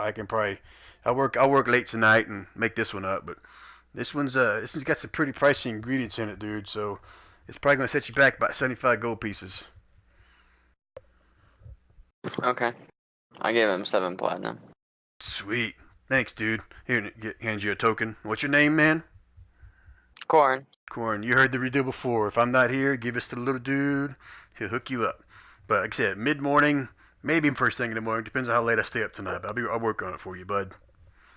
All right, appreciate it. Sweet. Thanks. Okay. So now we're back. The entire party is going to the keep except for Scylla. Is Except Skunk. that correct? I believe so. Okay. All right. So I'll go with the big group first. Go for it. All right. So you guys are heading towards the keep in hopes of finding Cudwar or Jodel, correct? Joe Dell's who Twig's looking for. Okay. Or information, if there's anything from Joe Dell to them. Okay. All right, so as you guys approach, I think one or some of you guys went there the night before trying to get in, but it was closed. And you see you see 2 guards posted at it, but this time the gate is open. And as you guys approach, they'll kind of nod at you a little bit, says, just welcome to the keep. Just keep to yourself. Nothing leaves the keep without prior approval. Just have a great day. And I sound too much like the herbal guy. They do not sound like the herbal guy. I got hung up in the herbal guy's voice. Is the Druid Jodel still here? I seem to recall someone said he showed up last night. As far as where he stayed, I mean, it's not uncommon for him to stay in the keep or with Cudwar. So I know Cudwar's here, so chances are he's probably in there somewhere. I just haven't seen him yet this morning. Thank you. Sweet. I'm stuck in the herbal guy's tone of voice. I apologize. So Twig heads on in. Okay. And just like last night, as you guys walk by the front gate right here, I don't know if you did it last night or not. Walk by the front gate. There's 2 more dolls kind of staked to each side of the door. It says, "Welcome to Bucklestone Keep, friends. All visitors, please check in." And 3 and 4, the other 2 on the other side of the door. With the steward, thank you, friends. You guys, Twig shakes his head. These things are annoying. you He guys goes in the door. That's fine. Okay. So let me pull up his description here.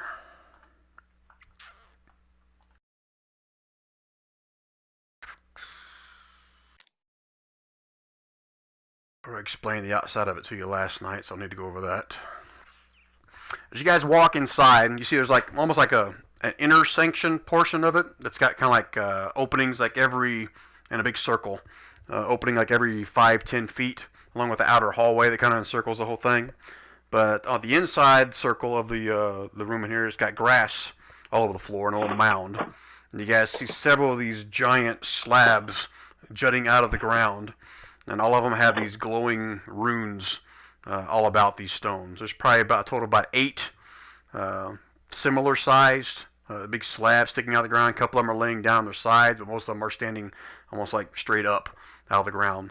All along the outside perimeter hallway section of it is just these rows and rows of these large bookshelves with thousands and thousands of books inside there. And you can see there's several individuals in robes or in leather armor or whatever, kind of going through some of the books. Couple small desks kind of smattered along the perimeter as well, sitting down and reading some stuff.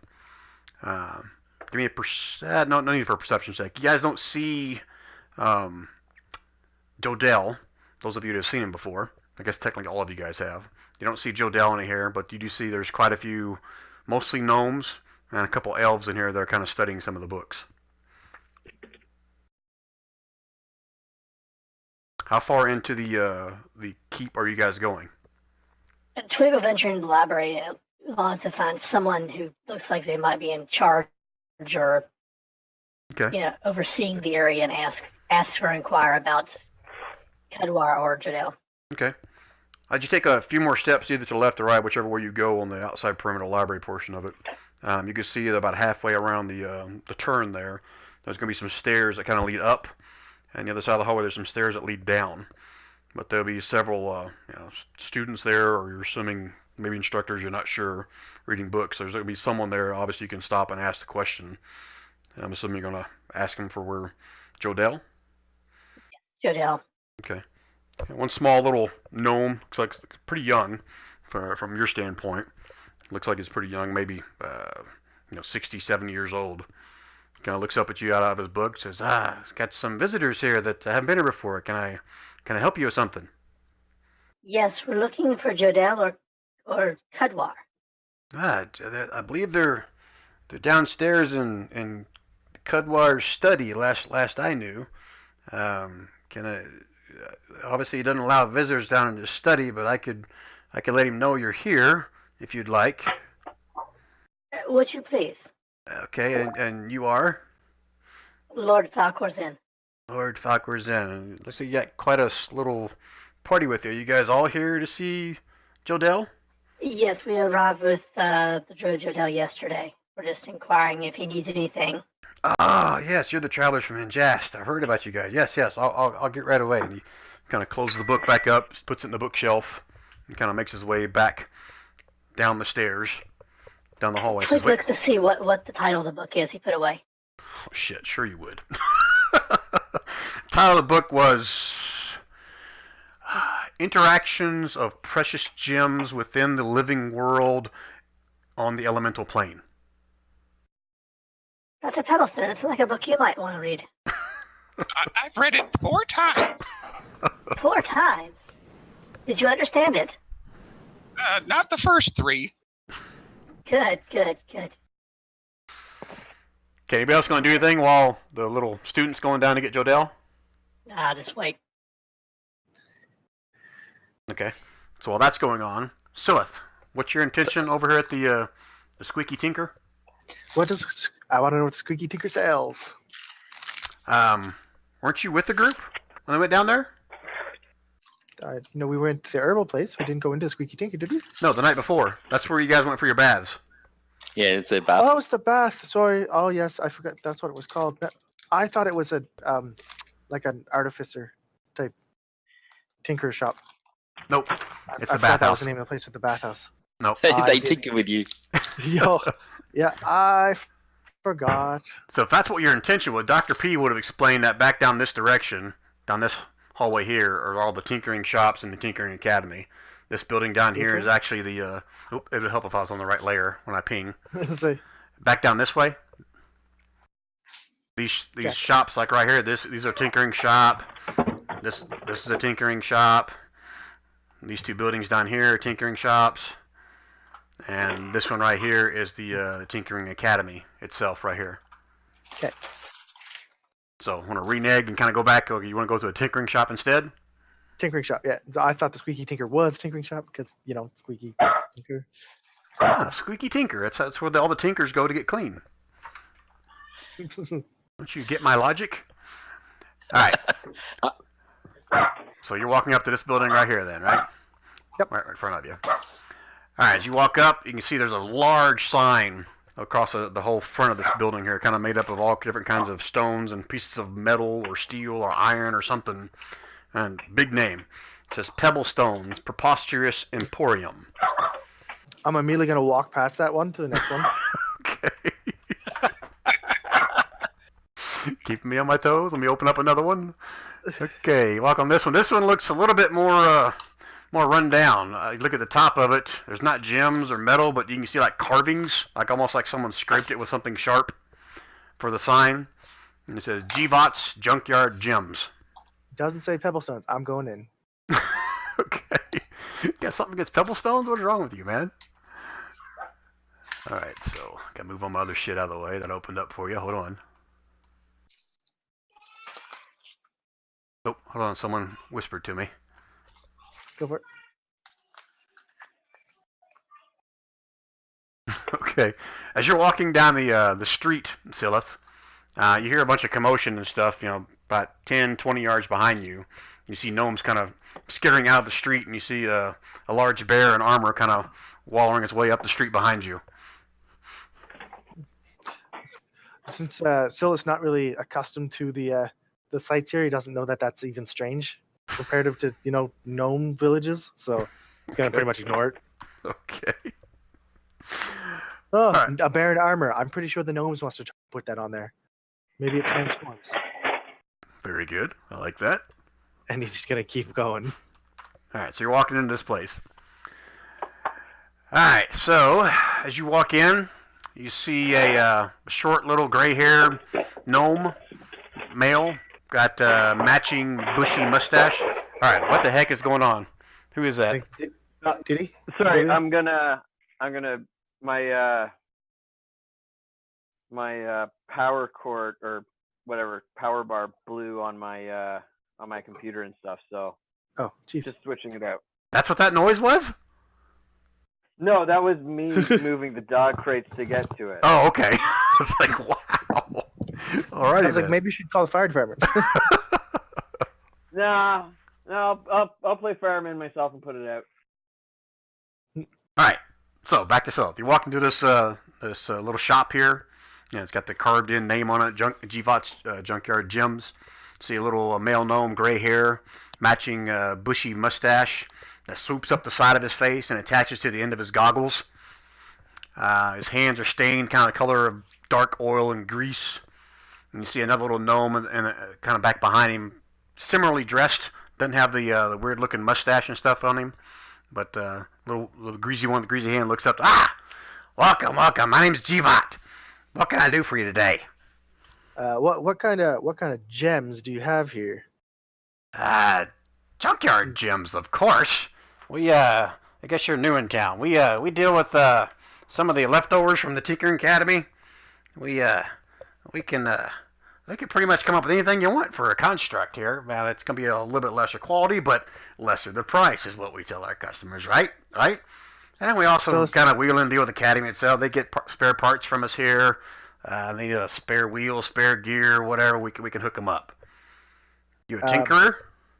Silas like, no, but I've certainly got an interest in some of the things that you guys do. I find it very interesting that you guys can make all these mechanical creatures and beings and get them moving around and doing their own thing. I've always needed a trustworthy assistant, and maybe you guys might be able to build me one. Okay, I'm gonna ask a question again. I mean, no offense, sir, but are you a tinkerer? No. Okay, It's like, I'm a cleric. Okay, Instead of, like have his holy symbol out. Yeah, I see that. So clerics work well with a real flesh and bone, right? Yeah, you guys are quite needed out in the world. I can sell you a construct, but I'm not so sure you're going to be able to really operate and keep it running. It might work for a while, but you got to have the skill set to kind of keep them running. No offense. So it's gonna be like, oh, well, what else do you sell here? Got any, gnomish gadgets? Oh yeah, we got all kinds of stuff here. What do you need? Like I can make you like a little mouse here that kind of runs around and scares little kids. I got you a little spider you can kind of climb up and down the wall over here. You got some cuckoo clocks over here, kind of keep time and hoot every hour if you want. I got some goggles over here that kind of help you see in the dark. I got some hats over here that have little things that pop out of them, like flowers or sparklers or things like that for party hats. You know what I mean? Or we got the big guy. We got some rundown constructs out back, but that's again. I can sell you one, but you're gonna be back. I can tell you. So he's gonna perk his well, just head towards those goggles that I pointed out and say, how much are the goggles? The goggles, the ones for seeing the dark, right? Those ones, yeah. Yeah, well, he kind of goes over there and he picks it up and he kind of blows some of the dust off of it and kind of brushes it off a little bit. Says, yeah, we don't, being in Gnome Town, we don't sell too many of these, so I'll make you a deal on these. How about 100 gold pieces for this one, buddy? So it looks like outrage, like 100 gold. That thing's been gathering dust on your shelves for probably 100 years. Well, no offense, fella, but most folks here can see in the dark already. That's why it's sitting over here in the dust. So why do you think you could get 100 gold for that?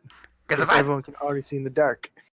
Okay, I'm not, no offense, sir. If I took this to Ingest or Telflam or any other big city, these things will sell for 250 gold. Just ask around. If you don't believe me, again, no offense taken, but 100 gold pieces is quite a steal in this, mister.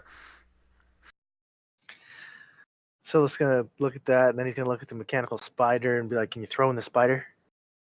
He looks over at the spider next to him and was like, sure, I'll throw in the spider for free. Done. So it's Sweet. gonna plop out a little bag of 100 gold. Okay, so he hands you over the goggles and gives you a little clockwork and kind of gives you the rough rundown of how each one of them work. The goggles kind of have a series of lenses in them, and you put them on, just put them on to the right shade of what kind of darkness you're in to allow you to have dark vision within 60 feet. Sweet. Needed that. Okay, and the little clockwork is like a wind up. You said you wind it up and you set it on the ground and you flip a switch whether you want to go circles to the right or circles to the left. Okay. Or you have it go straight. Just turn the switch right in the middle. It'll just keep going straight for Till it hit something or 10, 15 seconds probably. Depends how much you wind it up. perfect. Sweet. So Tell your if, friends. scoops the scoops the little spider. Does it like fold up? Does It the kind legs of fold in or something? doesn't fold up. The legs kind of collapse in a little bit. Yeah. Like a dead spider. Yeah, kind of. Yeah, that's what I was picturing. So he scoops that up and puts it in a pocket of his robe, and then puts the glasses now on his head, just kind of perched up there. And thanks to what was his name again? Thanks to Javat. Thank you, sir. And maybe next time I'll be back if you have anything, maybe a little explosive. Explosive? What kind of shop do you think I'm running here? And T-Bot says, So it's that's us, T-Bot. Don't be telling him any stories. Shit blows up all the time. And so it's gonna wander away at that. He's gonna just duck out the door and head back towards the middle of town. Sweet. All right, so let's go back to the other group. All right, so after a few more minutes, you guys kind of standing around. You finally see the little gnome guy walking back up, and behind him you see Jodell, and you also see another little gnome walking up behind him as well. Kind of a little stout gnome, bluish, grayish skin, got a big, bushy white beard, no mustache, kind of wearing robes pretty much. And Jodell comes walking up, says, Twig, and I see you brought the whole group here. He's coming to check on the progress, I'm assuming, right?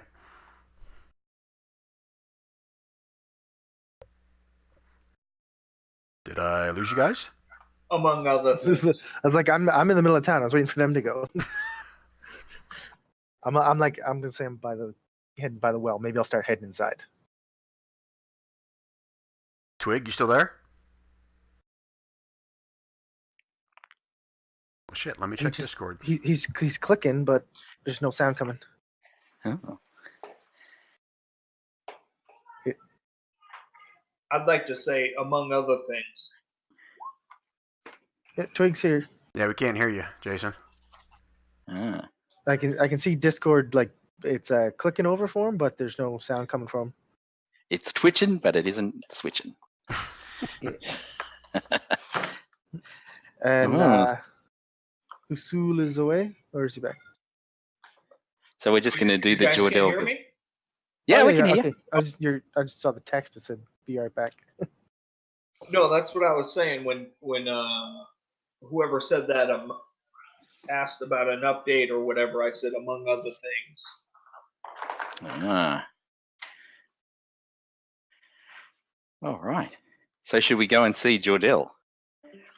Yeah, Jodell, when walking up the stairs behind the little gnome, greeting the entire Yep. group when he came up. I was wondering, he said, Okay. "Y'all, Twig, I see you're here, and you brought the entire group with you. And I'm assuming you guys are, wanting an update on the gem core extractor, right?" Yes. Jason, can you still hear me? I'm gonna give him a second. I can hear you. No, I'm waiting for Jason. We lost Jason in Discord. He just jumped back in. I think he can hear us, but doesn't look like he can talk. Okay, says he can hear you. All right. So basically, yeah, we're making progress. They probably still got another day or so. It's a tricky process. They got to get it just right, or all the materials will be for nothing. So hope you understand, and kind of turns around. Excuse my manners. This is Cudwar Trunkenstone. He's the overseer here in Mucklestone. He little gnome kind of walks up and reaches out a hand, starts greeting each one of you guys individually, and kind of nodding and thanking each of you guys for your support and what you guys did to bring in the immortal ice. And I think it'll be done within a day or so, he says. Hmm. I was going to say, is it possible to see the machine? It's in a laboratory right now. That's what Cudwar's talking right now. We prefer that you leave the gnomes alone so they don't get distracted. Again, very delicate tools, very delicate process here. We got to make sure that we don't give them any kind of distractions whatsoever. That's me, not Cudwar. I'll say, so Cudwar, the only reason why I was thinking of going and having a look at it was we've put a lot of effort into it. I do have an ability that would let me track the pieces in the event that something was to happen to the machine. You know that there's always enemies about, but this would allow me to find those pieces if they ever got lost. And I think I should do it while the thing's almost ready, because then I just need to touch and handle the stuff. So I suppose I've already touched and handled the immortal ice, or haven't I done that yet? Yeah. Okay. All right. So the other components of the thing. So if I'll just tell him exactly what I'm doing. There's a divinity that would allow me to track it. So just in case, I mean, he knows what we're up against. Just in case they do try and attack and they manage to get a piece, I'll be able to find it. Okay, again, I appreciate your wanting to do this due diligence on this thing, but does it have to be done in individual pieces, or can it be done once we get done putting it together? I think if they were going to try and get it, they'll try and get it before it's finished, but it's just an added precaution. And I know Yes, how hear me now? gnomes like. Yes, we can. Excellent. I know how you like. I would only have to go down and just quickly touch each piece, and I won't disturb the gnomes if you come down with me, and then that's all I need to do, and then I'll pop back up. Okay, as he's telling you a story, you can see him kind of looking a little bit hesitant as to, letting you into the laboratory. But roll me a persuasion check, please. Yep. As soon as I get down there and I do my detect evil, everybody's a demon. I go, what? Like, hey, this guy here isn't. And they go, what? Bob, what did we replace Bob yesterday? All right, let me see your There you go. persuasion. Damn. Ooh, oh, damn. Let me check his. Yeah, I can't even beat that, even no matter what I roll. He kind of So looks Jimmy at you. doesn't lie. He tells him exactly what the wise. He looks at you. We normally don't do this. It's we don't allow non-members down to the laboratories. He says, I'll allow you, but the rest of you have to stay up here. Very well. We'll wait. If it helps, Fine you by can me. change my appearance to look like a gnome, if that helps. It's not. Forgive me, sir. It's not your appearance that has us concerned. It's just more of a. It's more of just the way we do things around here. If we allow Oh, one person into the laboratory, then everyone else is going to start. Well, he got to go. Why can't I go down there? Blah blah blah. And all that I crap gotcha. that comes with that. So, we don't even let some of our students into the laboratory. You see, but I understand what you're trying to do, and it makes sense. So, again, I'll escort you down there, but the rest of you have to stay up here. okay. Okay. And Cudwar kind of make his round real quickly. Everybody else, anyone else I can do for any of you other folks? Otherwise, I'll. No, we're mainly just checking on you two and seeing how the progress was going so we could plan for the day. Okay, very well then. I'll come back up to spend some more time with you if you'd like, but I'm gonna run Cudwar down real quick so he can do his thing. And Jodell, you'll stay here with your friends or come with us. It's up to you. And Jodell kind of nods his head. So I'll stay and fill my my friends in here a little bit. I got some things I need to share with them anyway. Oh, Yeah, Kudwar. But he kind of turns around before he goes on to say, "Yes." We would seek a private audience, just the two of us. And I'd point. He points. yes, if you don't mind, sir. So out of character, you're asking for a private audience between Kudwar, Usul, and who? Sylvia And Sylvia. and Okay. Jodell, I guess. Okay, and Kudwar kind of looks back at you and looks at Sylvia and up at Jodell again and says, "Okay, well, we'll discuss this further when I come back up. I need to get him in and out, if you don't mind." Of course. Okay, he turns back around and leads Diddy back down the stairs. Was someone else getting ready to say something too? I guess not. I said thank you. Okay, all right. So Kudwar and Diddy make their way down the stairs. Jodell is kind of standing in front of all you guys. Says, "Where's you're missing Silith? Is he still with you guys?" Silva's gonna come in the back. He's just gonna start wandering in from, or not the back, but the main hall now. Okay. He's gonna. And as soon as you walk in one of those main halls, the little gnomes kind of see you and kind of quietly kind of close their books real quick and they put it in the shelf and they start kind of going to the back of the temple. Yeah, but it didn't take you long. You can see right around the corner to the left. You can see the back of some of your friends over there, so you can quickly kind of. Yeah, just gotta join up with them. Okay. With sporting my new goggles. Joe does. "Oh well, look. Speaking of the devil, there's Silith right there, and looks like he's been doing some shopping this morning. Have the rest of you guys been partaking as well?" Carrying a magic stick. Yeah, we dabbered a little bit into the market, I guess you could call it. Quite some ingenuity going on here. I guess you've seen so far, but enough of that. So they're making progress. Like we shared with you kind of briefly there. They're almost there. They tell us that they probably got maybe another day or so of tweaking and making sure that all their measurements are correct and everything is aligned properly. But I have a feeling that by tomorrow morning, hopefully, we'll have a completed gem core extractor. Which leads us to our next step in this process. And I've kind of briefed each of you, maybe individually or maybe as small groups, as to what our next steps are here. But our next step is to take this completed gem core extractor and head to the plane of limbo, the plane of chaos. And we must use this gem core extractor to extract a part of the spawning stone.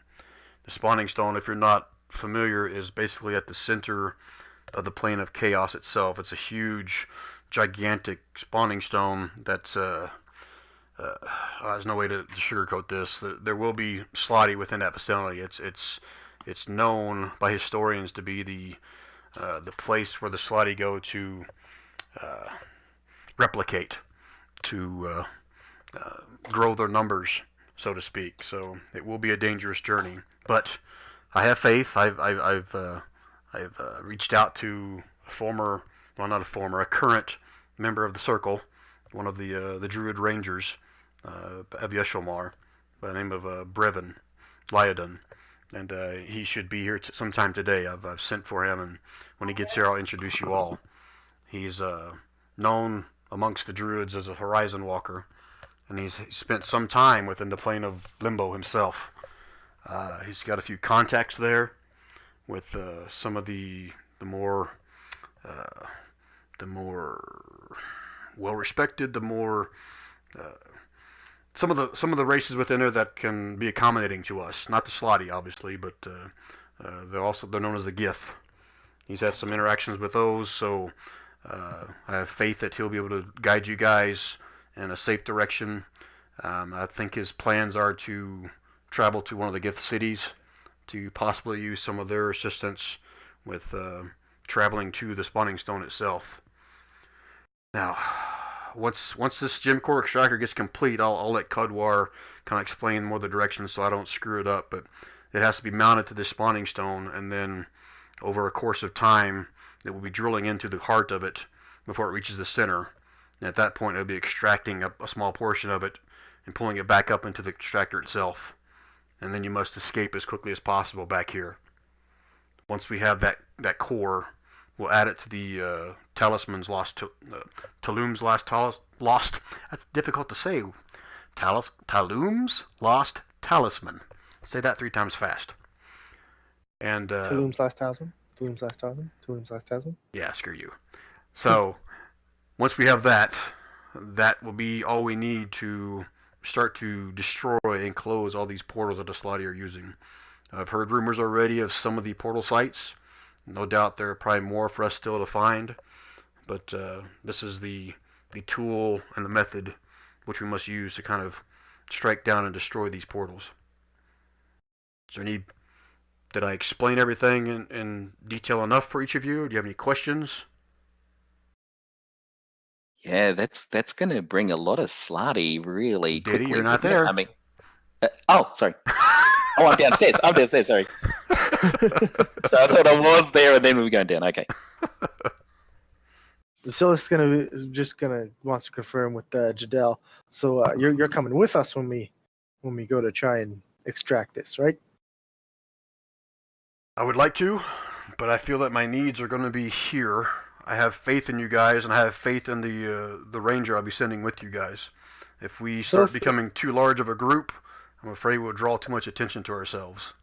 And unfortunately, the Slotty are well aware of my presence for whatever reason, and I need to stay behind to help locate these portals that are here so that when you do come back, we will know right where to go to.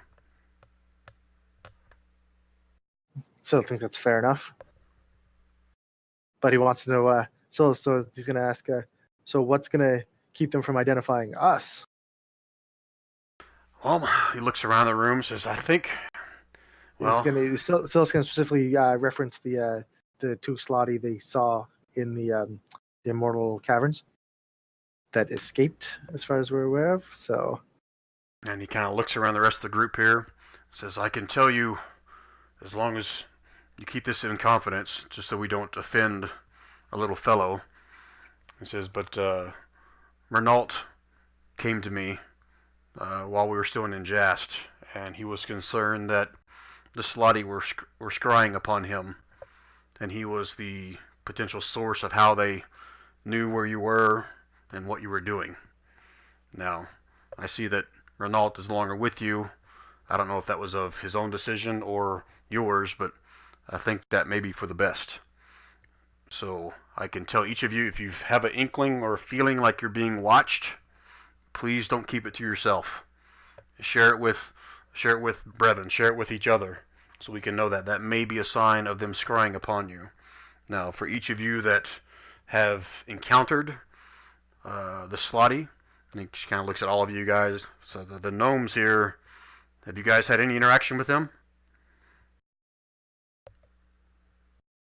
He's asking each of the gnomes, Twig, Toman, and Dr. P.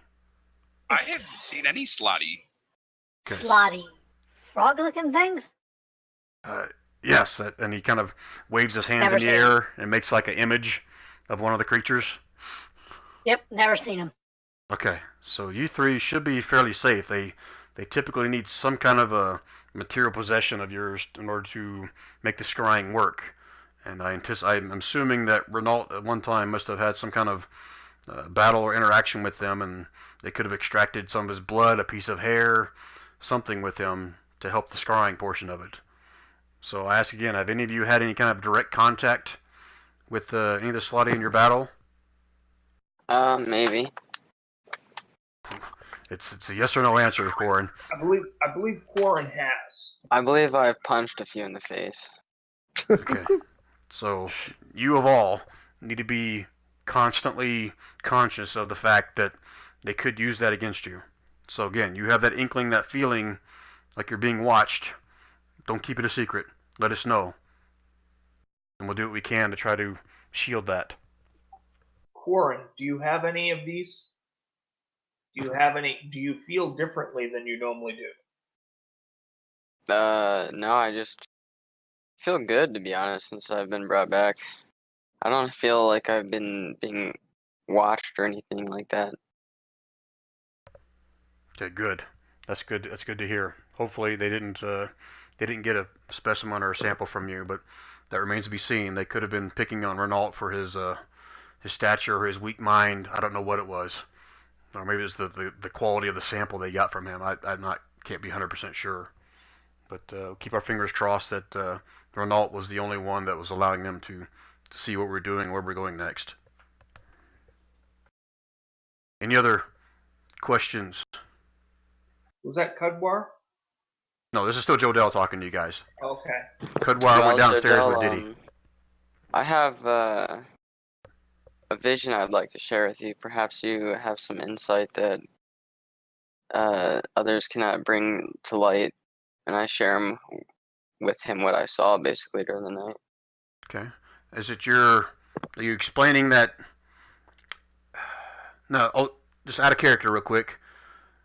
Usul, did you say what you thought the name of that tree was to Corn?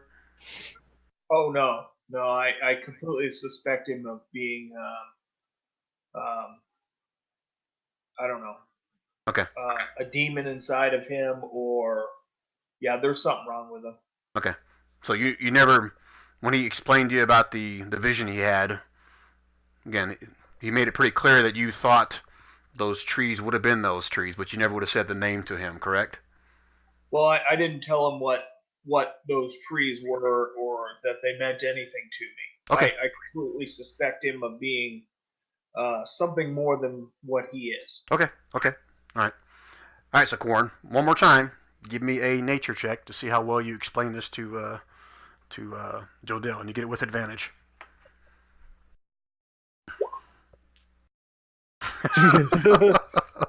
Jeez. Okay, Okay, he rolled his with advantage, and thank God he rolled freaking awesome.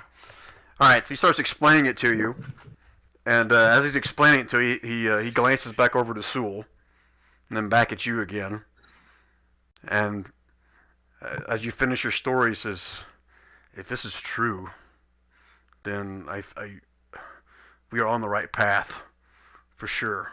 I have no doubt. Now, whether this is Sylvanus or the humanoids themselves that are reaching out to you in your dreams, I cannot say. But," and he looks over at you, Usul, as Quarren shared this with you as well, Usul? Yes. Do these not sound familiar to you? These trees? They do. We should talk. Ah, okay. Do we need to be discreet amongst friends? If we did not, then I would not have asked. Okay, fair enough. All right, I will say no more. Looks to you again, Usul. Can I share if I recognize anything else in his vision with you guys, with the group? You should. Okay, so I'll leave out, so I have strong indications based on your description here that the humanoids you saw are the Gith. And the Gith reside within the plane of limbo, plane of chaos, along with the Slotty. So how these two are intertwined with the Immortal Caverns and our quest, I'm not really sure, but this is purely a sign of something from Sylvanus. The Gith are somehow involved or going to help us in some way to achieve our goals, to achieve this ridding the land of the Slotty. I don't know all the answers yet, but I see this as a good sign. So, this is good news. This is good news. I really need. I'm looking forward to speaking to Brevin now. He's had the contact with the Gith, and hopefully he can shed some more light on this as well. So, Usul, I feel compelled to kind of share you and I's conversation with Corn. Do you not agree? Out of character, I can't recall what it is. Out of character, we're talking about the trees. If we could wait, it would be appreciated. Okay. All right, Corin. So you heard that conversation about how we're going to talk about something, but you're not going to be part of it about Yeah, I mean, your I'm vision. just basically like, I mean, I need to know. This is a vision of Sylvanas. I was resurrected by her. She sent me this vision for a reason. Tell me what it is. And we shall. We just need to figure out. I need to How? know now. I've been brought back by her for a reason. This is all happening to me. All right, so let's break there from this conversation. Let's switch back downstairs to Diddy and Kudwar. So Diddy, as you head downstairs, as soon as you reach the bottom platform, there's Yeah. Go ahead. Just before I get there, Diddy is aware of how important this is, and he knows he's going to go and see the gem core extractor, so he's going to cast this on himself first, just in case there's any weird or wonderful things on him, because he knows he's been in contact with lots of stuff, so it does that. And I will cast that at that, just on me. You're casting that on yourself. Yeah, he's just worried about, if there's anything on him that he doesn't know, any sort of curse effect. I mean, he's fought against the abomination, so he's just doing that as like a cleansing ritual. Okay. And then as soon as he's done that, he'll do this, and then he'll continue along. Okay, so as you're walking down the stairs and you're doing your verbal and your somatic components of these spells, I mean, Kudwar kind of looks up at you a little bit, says, you got nothing to fear down here, my friend, but I'm not going to keep you from casting what you're casting. I recognize this, and I'll tell him exactly why. I'll say, just in case there was some impact of anything I fought, I wouldn't want them to see what this is. Okay, well, I appreciate your honesty, and I'll share with you as well. I've casted a ward upon this area that repels the Slotty. Now, this is not common knowledge. I assume if you trust your friends, you can tell them as well, but don't let the townfolk know. We don't want them to get nervous, but feel fairly confident this ward will repel any Slotty that come near this village. So. No problem. Well, the Slotty might be in cahoots maybe with other things. We've seen them travel with other things. So when we get downstairs, are you all right if I cast another spell that'll let me detect other types of evil, not just aberrations? And I'll just make sure that all the people down there are okay, because I'm sure you'd like to know if they've slipped in something besides a Slotty.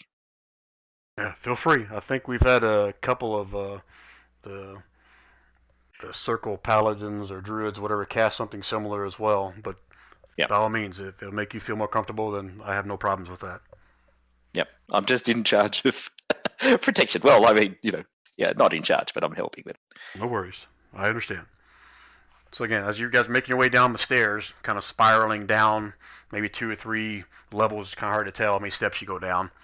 At the bottom of the stairs, you're greeted by 4 elven knights, for lack of a better term. They're not wearing plate armor; they're all decked out in leather armor, everything, but each one of them have a long sword and long bows, and they kind of greet Kudwar, and he kind of does a quick little introduction of who you are and where you're from, and they all escort you down. 2 of them escort you down the hallway. The other 2 stand guard at the bottom of the stairs. You guys pass by several stone doors. Some are open, some are closed, and as you pass by, you can see several rooms with some gnomes in there and some kind of sparks or hot iron or forge or something going on inside there. Some flashes of light. They're obviously working on something down there. But he takes you into one small room. Actually, it's not small, more like a medium-sized room. And right in the center of it, you can see there's these large stone pillars that kind of make a circle in the center of it. And kind of floating out in the middle of all this thing is these different component parts. You recognize the ice. You can see like there's some kind of metal contraption thing, almost shaped like a drill head. You can see the some kind of a chain or a rope mechanism that's kind of spinning around some of the metal over there. See little bits and pieces of metal and iron and glowing gems all kind of floating around with several gnomes kind of looking at it, some of them kind of staring at it, some of them kind of waving their hands in the air, moving, manipulating some of the pieces. And you can see some tools being floating around, coming up and kind of scraping on something or tapping on something or moving something around.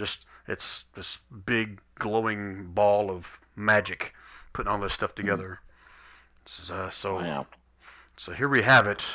So if As I understand it, you need to do this on every single piece that's up there. I just need to, if you bring them over to me, or you float them down, I just need to hold them and then just get a good look and feel of them, and then you can just take them straight back. Okay. So as he kind of leads you in, he starts kind of talking to some of the other gnomes around there, and they kind of look at you somewhat of a distrusting look, like, what? And you hear a couple of them say, we don't want to take it down from here. It's too delicate. I mean, all of our work could just be lost for the past day. I mean, I thought that time was of the essence. And Cudwar's kind of arguing with him back and forth, and he turns back to I'll you say, and says, just get me a ladder. It's okay. I'll just go up there. Just get me up there. Oh, actually, you don't need to. Is it floating up there now? yeah, everything's up there kind of floating. Okay. Well, if it's too high, I'll pop my wings on, and then I'll show them what the celestial wings, and then I'll fly up to each component and touch them and do what I need to, sort of hold it, give it a little kiss, so I know what it is, and then go next and next and next, and I'll just float myself around. Right, so as you explain what you're going to do, the gnomes are all the three little gnomes that we're working on are going to kind of get it all together and stand right in front of you, and they have you kind of explain exactly in detail what exactly it is, what are you going to touch, what are you going to cast, and how are you going to do all this thing, and they listen to you, and they ask a couple questions back and forth before they finally says, okay, just be careful. If you screw this up, we're going to lose a day, maybe 2 days. Worst case scenario, we're going to lose some of these components, and then we're all screwed. So I hope you understand how delicate this is.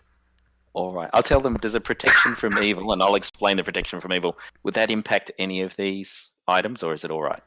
Protection from evil? And they kind of go back and forth, and they talk to each other in Gnomish. I can don't speak Gnomish, do you? No. Okay, so we're talking back and forth in Gnomish, and you seem kind of have a heated argument back and forth. Just we don't know. We don't ever have a need to cast that while we're doing this kind of stuff, so we don't think so. You'd be the guy to know. Okay. Well, it'd be good to see if any of these things are inherently good or evil, but that's fine. Thanks for that. And while I'm in the middle of all of them, I'll just do my divine sense to see if there's anybody here that's undead, celestial element. Oh, wait, what? Undead? Any sort of fiend or any sort of... Well, I don't think anyone will be a celestial, but I just go... Okay. All right, so as you start casting that, let me go back and look at it it's just again. a concentration thing. I don't think I do anything, but you just go boink. Yes, it's like verbal, somatic, and material. Oh, that's the protection from evil. No, the sorry, the wrong divine one. sense is this thing.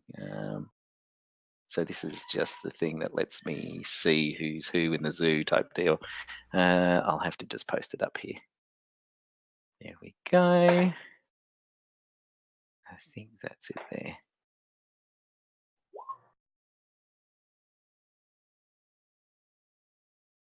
So I'll just make sure I can see everyone. So I'll sort of float around because I've got wings, just checking everyone, and then I'll toddle up and... Okay. All right, so as you make your rounds around the room, I mean, the only people in the room are those three Tinker Gnomes, yourself and Cudwar. The two knights that followed you in are just outside the door, kind of on guard there as well. But as you make your way around the room, you don't pick up any sense of celestial, fiend, or undead, anything inside that room. No, that's good. All right, well, then I'll just go and float up and... I'll very softly get to each component, and if it moves away, it's I'll just sense if it's a good or a bad, internally driven thing, and then I'll drop the protection from evil if it's necessary. But if not, I'll just touch each one. Okay, so you cast protection from evil and good on yourself, correct? Yes, so it's on me. Okay. Let me just read it again real quick.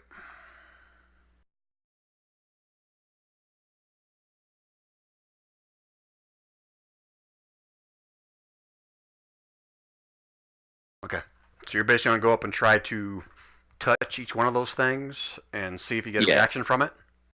All I need to do is become familiar with it. This is for the locate objects spell in case any of them ever get lost. So I need to actually hold them. So I just touch each one, get a sense of it, just give it a little kiss, make sure I know it's what it feels like, what it actually is, and that's all I need to do. And then I'll fly back down to Kadwar and say thank you. That's all of them. So for each one of them, hmm you're going to have to roll either. Let me look at the character sheet, decide how I want to do this. But I'm very slowly going up to each one. So if I feel any of them are impacted by protection from good or evil, I'll back away from it, and then I'll just do the rest. Okay. And then I'll just wanted to know which ones are either purely good or purely evil. Okay. All right. So I want you for each. I'll give you a choice. For each one of these things, I'll have you do it 6 times for 6 different components that are major components that are out there. Either Yeah. Arcana, Insight, or something Dex based. That's not going to be a good stat for you anyway, is it? No, none of them are. Okay, doesn't matter. So Arcana or Insight. Okay, probably Insight's my better thing. Let me just have a peek. Insight, yeah, I'll go for Insight. So, you want me to do it 6 times? Yep. Whisper Wow. them to me, please. Oh, sorry. That's fine. The first one's okay. Whisper the rest of them to me. 2, 3.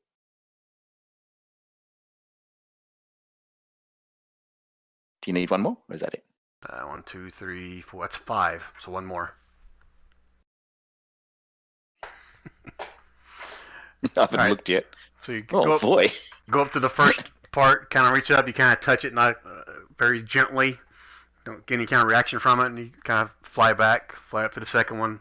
Same thing. Touch it gently, no reaction. Third one, no reaction. The fourth one is way up on top, so you're kind of like sitting like almost like you're horizontal above the thing, like Mission Impossible above this thing. Mhm. You reach down and grab a hold of it, and as you touch it, you feel it almost like it rotates, like it's zero gravity, and it starts spinning, and it clanks up against one of your wrist or your other hand, and you see a small little crack come across the little gem that was there. It's not the Immortal Ice, it's some other kind of gem, and all the gnomes just kind of freak out a little bit because they all hear it. It's like ting, but you don't get any kind of reaction from it. Mhm. And you go to your 6th part, no problem. You handle that a little bit gentler, no issue. But that one part, you're not sure what you did, and the gnomes, as soon as you leave, they all kind of get up on their own little floating levitation things, and they're all hovering around this one piece up here, looking around nervous, and they're talking back and forth in gnomish. And one was like scratching his head, and the other guys are like arguing back and forth. And they turn back to you and say, I don't know how bad this is. I don't know how bad this is, but I don't know why it reacted like that. we'll make it. We'll figure it out. We'll make it work. We got to. We don't have a choice. Okay. I'm so have you sorry. done your thing? I've done everything I need to. Are you happy with what you've done? Well, I'm unhappy I've caused you a delay. But yes. Okay. I'm so sorry. I'll just tell him what happened. I'll say that. I think it was me being clumsy or the spell having an effect? It's more of you just not having a great understanding of what exactly the thing was that you were touching. Okay, I'll tell him. I think it was just me. I'm sorry about that. And then I'll land and I'll say I've got everything, so that's fine. And I'll touch the general machine, I suppose. But is this where everything's going to go all be put together? Yeah, the Kadwar and the gnomes will explain to you before or after the fact that this giant ball of magic just helps them kind of keep everything levitate and keep it to one spot so nothing falls, nothing spins or rotates unless someone whacks it or handles it wrong. Just kind of keeps everything more stabilized so that there's less of a chance of something getting broken or damaged. Yeah. So the reason he was kissing it all was just to give that to the guardian, the thing that I'm going to focus on tonight, to see if she can give me something in a dream about the entire machine and what we're doing. And then I will land and stand next to Cudwell and say, I'm so sorry, I didn't mean to. I think that was me. But the rest of them are all fine. Okay, it's understood. I have faith in our tinkerers here. They can make it work. That part is not irreplaceable. It's a rare find. We'll find out if we've got to get a new one or not. Okay. All right, no worries. And I'll ask him, is there any way that you can find out if any of the creatures that I've fought have had an effect on me. You seem to be a magic user as well. I don't think so, but it's always good to know from another magic user Had or, an or a effect. spellcaster. What do you mean by that? I have fought the Abomination. I've been with my friends and fought lots of things, including Slards, and it's just if I wouldn't know, but if you're better at using an Arcane type of magic, I'm more clericy and of the Ancients, but if you can peer deeper, then it would be nice. You're trying to see if one of the Slotty have some kind of effect on you, though, like it's a mind control thing, or what is it you're concerned about? Oh, I should tell you.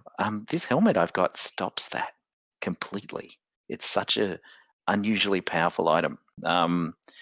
It's something that's perfectly designed for them unable to affect me. No, I just don't know how they work. So if fighting them can cause a problem, just do your detection thing on me and just make sure there's no impact. He kind of looks at you somewhat confused. Oh, okay, I think I understand what you're saying. If I have concerns, I'll look into it and I'll take care of you. No worries. Okay, that's it. And then I'll go. Okay, so he'll escort you back up the top, along with two of the guards that kind of walk you back up to the stairs. No worries. If you could just write, later on, write me what those components were, I'll just put them in my book. Okay, I'm gonna make myself a note so I don't forget. All right, so they both make their way back up the stairs, along with the rest of your group. Imagine all that was happening while Jodell was kind of giving you guys a rundown of next steps and everything like that. So, And the dude that's coming with us, and Yep, right. yeah, All right, so you guys see them all walking up. What do you guys want to do next? I'll just ask for the last component, which is Tulum's amulet from Jordell. I'll say, can I just touch that as well? Because that's the last bit I haven't touched yet.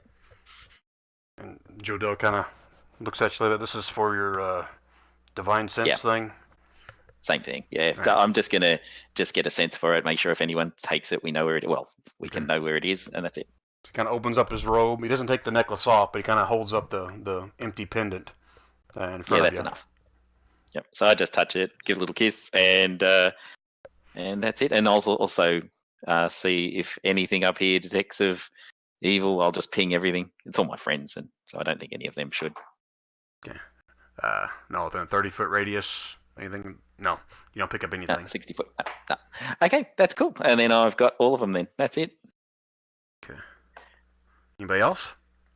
Any questions, comments? I know that Usul, you still want to have a private conversation, right? Correct. Okay. And Sylvia. Okay. So, as they come up, kind of do a brief little greeting and stuff. I'm sure you guys will kind of fill Diddy in on what Jodell shared. I don't know if Diddy's going to share what happened downstairs or not. That's up to you, Diddy. Yeah. Oh no, he'll say, yeah, I'm aware of all of the components now. So if anything happens, I'll be able to find them. Okay. All right. So Jodell will turn to Usul, kind of looking sideways at Corn a little bit. So, all right, fellas, don't put me in this position. Are we going to have an open conversation, or do we need to really have this conversation in private? Quarren just looks at Jodell and he's like, if he feels he can't trust me after all of this, then have your private conversation. Diddy just says, about what? I just met these people, so I really don't care. So I'll say, is it Quarren or Usul? Or because I know them quite well. I think it would be important if we had it separate. So we just had some inquiries that if it went the wrong way, it might be harmful to the success of the party. Do you want me to help with my power of the ancients, or are you guys okay? We should be okay. All right. Okay. All right. So Jodell will kind of look at you, Quarren, somewhat apologetically. Says, okay, forgive me, Quarren, but this is what you guys want, so I'm obliging. So he kind of motions to Usul and Sylvia to kind of follow him. Kudwar will stay with the rest of you guys, and Jodell is going to lead you to the stairs that go up. So as you guys make your way up the spiraling staircase, go by a couple of openings. There's some hallway mail along the outside, and Jodell actually brings you up to the very top of this this secondary keep. Move my stuff out of the way so I can ping it. So you guys eventually walk up to the top, and you're standing on top of this keep right here, looking out over the entire city here. There's a couple of guards up there keeping watch, obviously. He says, "Are you okay with the guards being here, or do we need complete privacy?" That should be fine. Okay, so tell me what's so pressing and potentially dangerous that we couldn't include Corn in this conversation. Well, we're gonna explain how he turned blue. Or had the blue light. I can't remember exactly. Yeah, the veins in his arms were kind of turning blue. Yes. Okay. On top of that, I belong to an order that we have our sacred tree. There's only one in the world. His vision described it to a T. There's only a dozen elves that know of this tree and where anything about it. He knows too much. He's been touched. It's been touched. What do you mean by that? Either the Slotty have been able to enter his mind. He's possessed. I don't know. I was hoping you as a wizard might know. And he kind of looks somewhat offended at that last statement. Says, "A wizard? How long have we known each other, Usul? We are of the same cloth, are we not?" Jodell's a druid. I thought I was talking to Cutter. No. Cudwire's Sorry. also a druid. No, you're talking to Jodell. You said you want to talk to Jodell one-on-one, correct? I said Jodell and Cudwire. Oh, I missed that part, so I apologize. So, okay, rewind a little bit. Cudwire downstairs kind of gets a couple of acolytes to come over to kind of ask you guys what else you could help, offer to kind of show you around the library if you want, and then Cudwire and Jodell will go upstairs with Usul and Sylvia, correct? Yes. Okay, so now I have it right. Okay, so I apologize. That's all right. All right, so that whole conversation was to Cudwire, not Jodell, correct? Correct. Okay. Yes. All right, so Cudwire will look a little bit less offended, but Sherith says, "I too am of the circle, the druids. I am not of the wizardry folk. So, if you, what I still don't understand. What is it you're asking of me?" Well, is he possessed? Is he corrupted by something that we should watch out for? Because my understanding was he was in very close contact with the Slotty.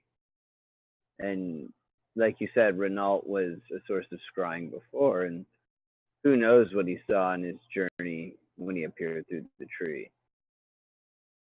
Okay, so I can share with you that I have been conjuring every day at dawn a powerful ward that repels anyone of the Slotty type. So anyone that comes within 500 feet of this village will not be able to stand the repulsion if they are of that type. So I can assure you of at least that he is not one of them, if that was one of your concerns. As far as the scrying ability, and Cudwire kind of looks to Jodell a little bit, for conversations I've had with Jodell, we believe the source of your previous scrying was Renault. That does not mean that they do not somehow have that ability upon Corn. There's no way to really tell that. No, there is a possibility. You see him kind of thinking to himself, there's a spell, I haven't used it in years, that I don't know if it can be cast upon someone else. And he looks over to Jodell. And so I'm looking to you because you read, I think you and I talked about this about a week or so ago. that one spell we talked about that allows someone to tell if you're being scryed upon, was that only Yes. cast upon self, or could that be cast on someone else? I believe that was you. It could be cast by anyone, and then you could look around with it and actually see the thing that was scrying. Right. And that Shows up as like an eye in the sky or something. It wasn't see invisibility, though, was it? It was something else.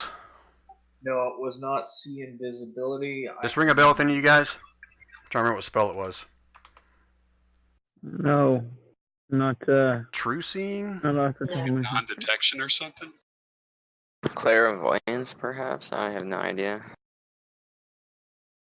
True sight? Is that one? That might be it. Hold on. Mind blank? I don't know.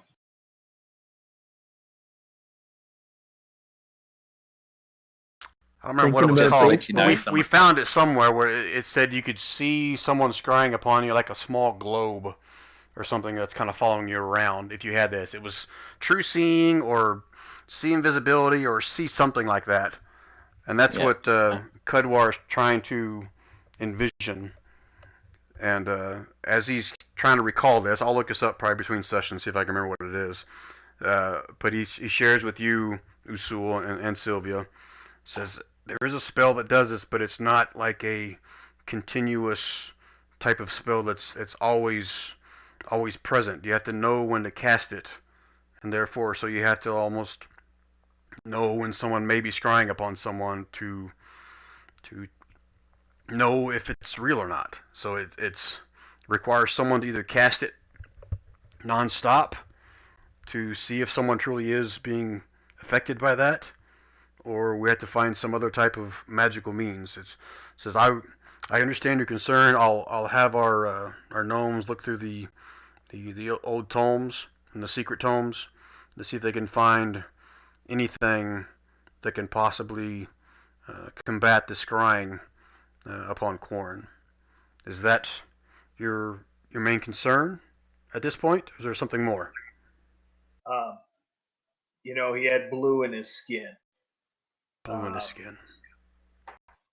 From his veins. There's something else going on. I can't put my finger on it, obviously, but there's something else to this. Blue in his veins. He looks at Jodel. Says, Jodel, you've heard of something like this before? It's like, other than the monks that use the elements amongst themselves, but Quarren is not of that faith, of that order. So it may have something to do with that. I will do some research as well, but it does not sound like anything I've seen or heard about. I don't remember it being in their veins. I remember it being just more of like they were able to conjure the elements from the air, from the earth, from the water around them, not from inside them. But I will do some research of my own as well, and we'll also have some of the gnomes here do some research. Thank you for sharing that with us. I understand your concern now about sharing this with Quarren. However, has anyone asked Quarren about it yet? No, that was going to be my next question is how do we approach Quarren now that we're all on the same page? I've always been one of honesty is the best path to take. I don't like this conversations behind closed doors with someone that I've known for I guess a while now. He's fought hard for us, and unfortunately or fortunately, however you look at it, he's been the only one that survived from the original group that I set out with this task. So, well, that might be true, but it doesn't mean circumstances don't change, or he might not even be. It might not even be the fact that he's with them. He might not even know. A bit like a flea on the back of a dog, so to speak. right. Well, you guys have been with him longer than I have. You tell me. Would you feel safer if we do the research first, and then approach him, or should do you think we should approach him first and see if he's obviously has to have noticed this if you guys have? I say we approach him, and then the herbalist has given him some things that should help. The herbalist. With you the say. dreams, at the very least. Ah, okay, yes, I've heard of those as well. Some of the young folk like to partake in that as well. But yes, I've heard stories of how it can enhance the visions we have, sometime to the good, sometime to the bad. But it's at this point, I don't think we can do any more harm than give it a shot. All right, so do we want to talk to Quarren in private or in front of the entire traveling party? I think maybe we don't tell him right away until we research it a bit more, I guess. Unfortunately, because of how we were brought up here, he already knows that something is up. Yes, I can feel the tension building already, just in our short conversations we've had. We cannot let that fester. Yeah. Maybe we should tell them that we were wondering how to get Wisei back. See if this sacrifice could. And out of character, I believe we're all still in the same channel. So yeah. It's again, you guys have traveled him more than I, so you have a better feeling as to his emotions in this situation. What say you? I vote we tell him. Sylvia?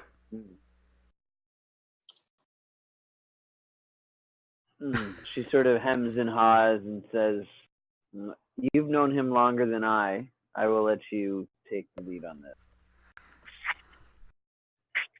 Kudwar kind of slaps his hand and goes, "Okay, it's settled. Let's have a conversation with Quarren, but let's not do it out in the open of the library. Let's bring him into our private quarters, and feel free to invite your friends if you feel it's necessary." I think the fewer who know, the better. All right, I'll let you take the lead. Let's head back downstairs. So the whole party's been waiting. Okay. Anything that the other party was going to be doing while they're having that conversation? Oh.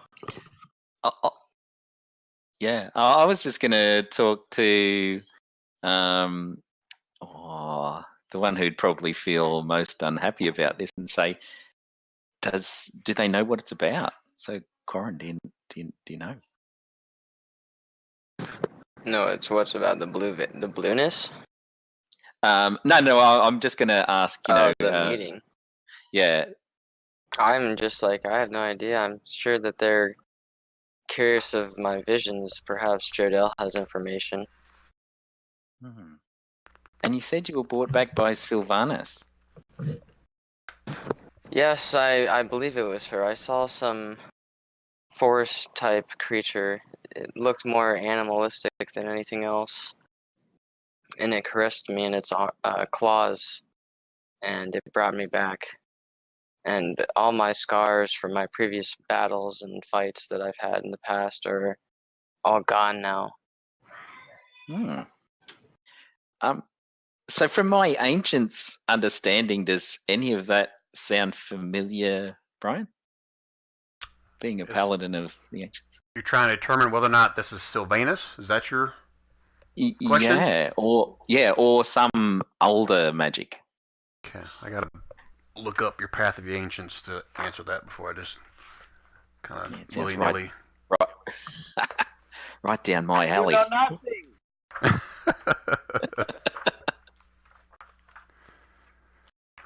Paladins, Path of the Ancients. The Oath of the Ancients. Old as the race of elves and the rituals of the druids. Wow, that kind of ties in pretty good, doesn't it? It's perfect. Who was your deity of choice? It was going to be like my Leaky, the Okay. unicorn. Okay.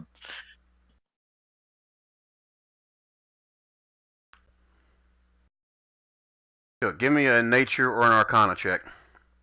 Let's do. They're both pretty rubbish, but Arcana's -1, nature is -1. Let's go for nature. All right, so he kind of explains about this vision and try to give you as much detail as possible. You can't say that you've ever firsthand experienced any kind of vision or read of any stories of this type of interaction. You know that Sylvanus can take the shape or the gender of anything. It's usually some kind of plant or animal based in nature, but the same could be said of Maliki as well. So Sylvanus tends to be more militaristic when it comes to people encroaching on the land, whereas my Leaky and definitely the what's the lady, the Shanti is more relaxed, and it just needs to be a nice balance. Mm-hmm. Did you feel anything hostile to about No, this whole? It was just 100% comforting, actually. I felt 100% at peace. And that's why I'm convinced it was a god of some kind. I believe it's my god, but perhaps it was another. I can't entirely be sure. Yeah, with your roll, Well, that- Diddy, it's about 50-50. You're not 100% sure who it could be. I'll contemplate on it tonight. I'll say to him, I have a guide that is far wiser than so I'll try and let you know. And if it's from our same ilk, my Leaky, Shanti, and Sylvanus, they all like a one of three things, like one being the more militant side, one being the more rangery, fightery one, which is the one I'm with my Leaky, and who's the unicorn of the forest. And then we have the one who likes food and giving and plenty of land and nature, and that's Shanti. But yeah, let's find out who that is. But the animalistic side of it sounds right. I am curious as to why my veins are blue. I imagine it has to do with just the fact that I was brought back. There's some kind of unnatural life or perhaps magic inside of me now, but I haven't really thought much more beyond that of it. Do you want to draw a little bit of blood and then I can detect and see if there's any evil or good in it? Sure, yes. I might as well try that. Okay. All right. So I cut my hand and like squeeze it, put it In a into little a cup vial. or something. Okay, is this a spell or something you got? Or is it another one of your Oath of the Ancient things, Diddy? So what I'll do is I'll just detect on it and just ping it, see if there's anything celestial, so that's like closer to our deity, anything undead about it, or anything fiendish about it. Okay, is this a roll or is this an automatic thing? It's an automatic thing, but I can only do it as many charisma as I've got. So that's now the third one for the day. Okay. So I've got 4 + 1, 5. So I've only got 2 more. Okay. So is this like a ritual thing where it takes several minutes, or is it like an automatic? No, it's automatic. It's just Okay. as an action. Okay. All right. So as he draws blood, you begin doing your, whatever incantation, somatic, whatever it is to do this, meditating. You start to kind of tense as you're feeling this thing, trying to determine if it's something of one of those Fey, celestial, or undead. Correct? Yep. Okay.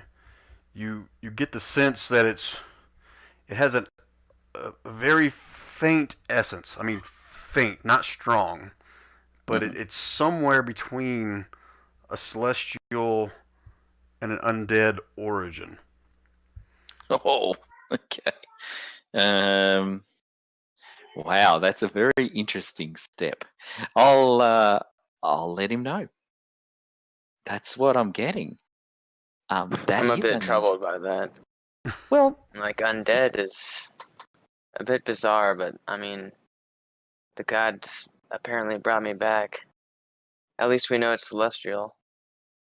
We do. So there's part of a guardian there, but it might have been that they needed to stick around for so long, these guardians, that they needed to use necromancy in a way. So I would say it's a balance of good and evil, just as all neutral magic would be.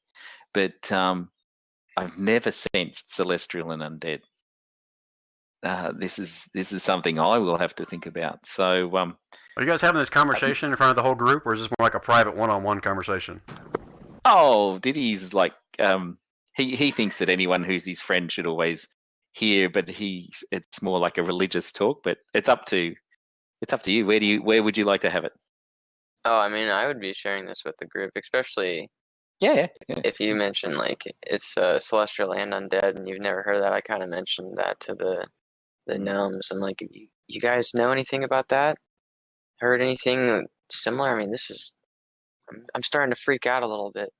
Okay, so here's what I want. I want the 3 gnomes that are there. Give me a history check with disadvantage. Who else is left in the group? Just you and Diddy? Because Usul and Sylvie went upstairs, right? Well, Silith is there too, right? Silith's just chilling. Okay, so I want There's Silith, nobody's seen to Corn. Oh yeah, invite Scylla. I would definitely ask Scylla too. Silith, Corn, and Diddy. You give me Thought a he was history upstairs. check with advantage. with advantage. Okay. Holy Advantage. shit, Dr. Pebblestone.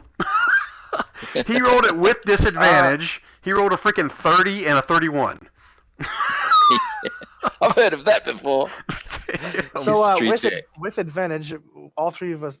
Look at this, 20. Wow, we're all critting. We've read our history about this specifically. Damn. Oh, I got a 7. Oh, sorry, I'm still in secret mode, but yeah, I did pretty good. So That's fine. All right, so everybody except for Twig. So Dr. Pebblestone knows it, but from a different standpoint of the other 3. So let me first explain this from Dr. Pebblestone. This is what you kind of recollect in your head. You heard them tell the stories of them being up in the Immortal Caverns and how they fought the Abomination. They told you the story about it, and you remember from studying somewhere, whether it was at Mucklestones or prior to that, of the history of the Immortal Caverns and what it all entailed. And so you have an inkling as to why a celestial / undead presence was felt. Now I'll explain that further, but for me to do that, I'm also going to turn around to the other 3 and explain to them, and you'll probably put 2 and 2 together where you're getting it from. So, Silith, Corn, and Diddy, you all fought this thing, and as you guys were heading into the Immortal Caverns, I believe I can't remember if it was Jodel himself or if it was Bequem that shared with you guys the story of the history of how Immortal Caverns was come to be. Does that ring a bell to any of you guys? Right. So basically, a long time ago, the plains shifted, and the north became the hot deserts, and the south became the frozen tundra. And during that time of calamity, the red dragons ventured north, the former home of all the white dragons, the cold-natured ones, and all the cold-natured beasts, dragons, creatures, whatever, all burrowed themselves into the earth to get away from the heat. And when they did that, the Lord of the Red Dragons called all of his brethren together, and they basically breathed fire and sulfur into the cavern holes for like 40 days and 40 nights, and basically liquefied everything that was in there. And those liquefied souls, beasts, whatever, eventually the plane shifted back to normal, and the north became the frozen north again. But those liquefied remains is basically what ended up creating or pooling together somehow to create this abomination. So that's basically what the abomination was. It was this conglomeration of all these dead souls that have been somehow resurrected into some kind of a being that wanted to basically snuff the life out of everything and keep everything cold. So that's why it's kind of that mix between celestial and undead. They died once. They came back together as some sort of a elemental, celestial type of a being in order to strive and snuff out the life. So with that being said, there's do you think that this blue stuff running through his veins is somehow tied back to that The whatever freezing. right, whatever made Yeah. that abomination thing? Yeah. Oh. Aha. So, And Quarren. on that note, unless there's one last thing you guys want to call, I'm gonna go ahead and call it for the night. Let's Yeah. kind of Oh, hang on that cliffhanger thing there. Unless you had something important you want to bring up, go ahead. Dun dun dun. yeah, so Diddy will just say, well, I would say it sort of bears worse on the negative side because the creature wanted to kill everything. The blue you're seeing is, remember when people were getting hit and they turned frosty? It's part of the I suppose, the legacy of that. But that may be why our friends are upstairs talking about it. But I think next time we should all talk about these things together because you learn more and you trust more when you do it together, right? Yeah, I mean, this is definitely troubling news if I'm somehow a part of the immortal ice or the immortal abomination that was there in the caverns. Mm. Yeah, you are a little, but it doesn't seem to be very strong. Maybe that's just it when it kills a thing, because of its absolute hatred for heat, it left a little part of itself in you. I don't know if it'll ever be able to resurrect itself through you, but look, if you feel bad, I'm your friend. You let us know if it gets worse. I will. I assure you of that. He puts his head on your shoulder and says, I know you will. Sorry for the slightly bad news, but it's it was a great thing that happened. It must have been terrible for it to be killed that way. But you have the souls of a lot of creatures of the cold, so maybe you're somewhat resistant to cold now. I still believe this was by my God for some good. That's all I know. Yes, I'm here I for just a purpose now. Yeah. That's the spirit, Quarren. Yeah, I agree. And as you guys are wrapping up this conversation, Jodell, Cudwar, Usul, and Sylvia all make their way back down the stairs, and that's where we're in for tonight. Okay? 3.5 hour Excellent. mark. So we will pick back up hopefully in 2 weeks. Just a fair warning for you guys. I've got some pretty serious projects coming up here in the next couple months. 2 weeks should be fine, but after that it may start getting more sporadic at that. I'll try to give you guys as much heads up as possible. There's going to probably be a lot of weekend work coming up for me here through November. But I'll try to make sure I get as much of it done as possible ahead of time so we don't interfere with the schedule. But just want to give you guys a heads up that is a possibility coming up. Okay? I will be in New York in 2 weeks. All right. Well, have fun with that, bud. Yeah. I go to visit my kid. Awesome. All right. All right, any Have fun. questions, comments, complaints about tonight's session? Oh, good game. No?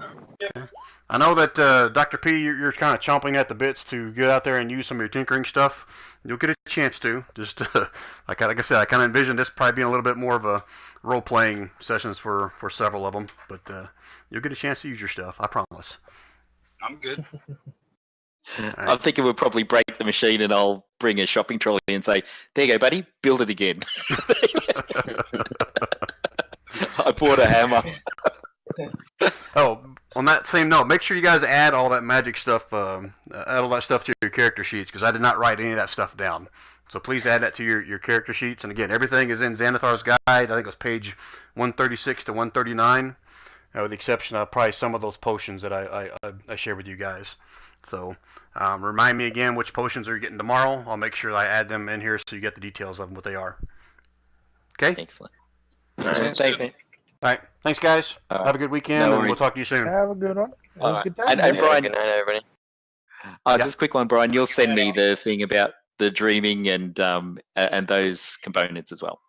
Yeah, the dreaming thing, that's where you're going to kind of talk to your Yep. god at night about what these 6 things potentially are. Is that right? Yeah, and also what's happening to Quarren, and then the other thing is just to know what actually you're just going to give me a note of what those components are. Okay. Thanks, man. Okay. Have a good night, everybody. All right, good night. Good night. Night all. Take it easy, guys. Night.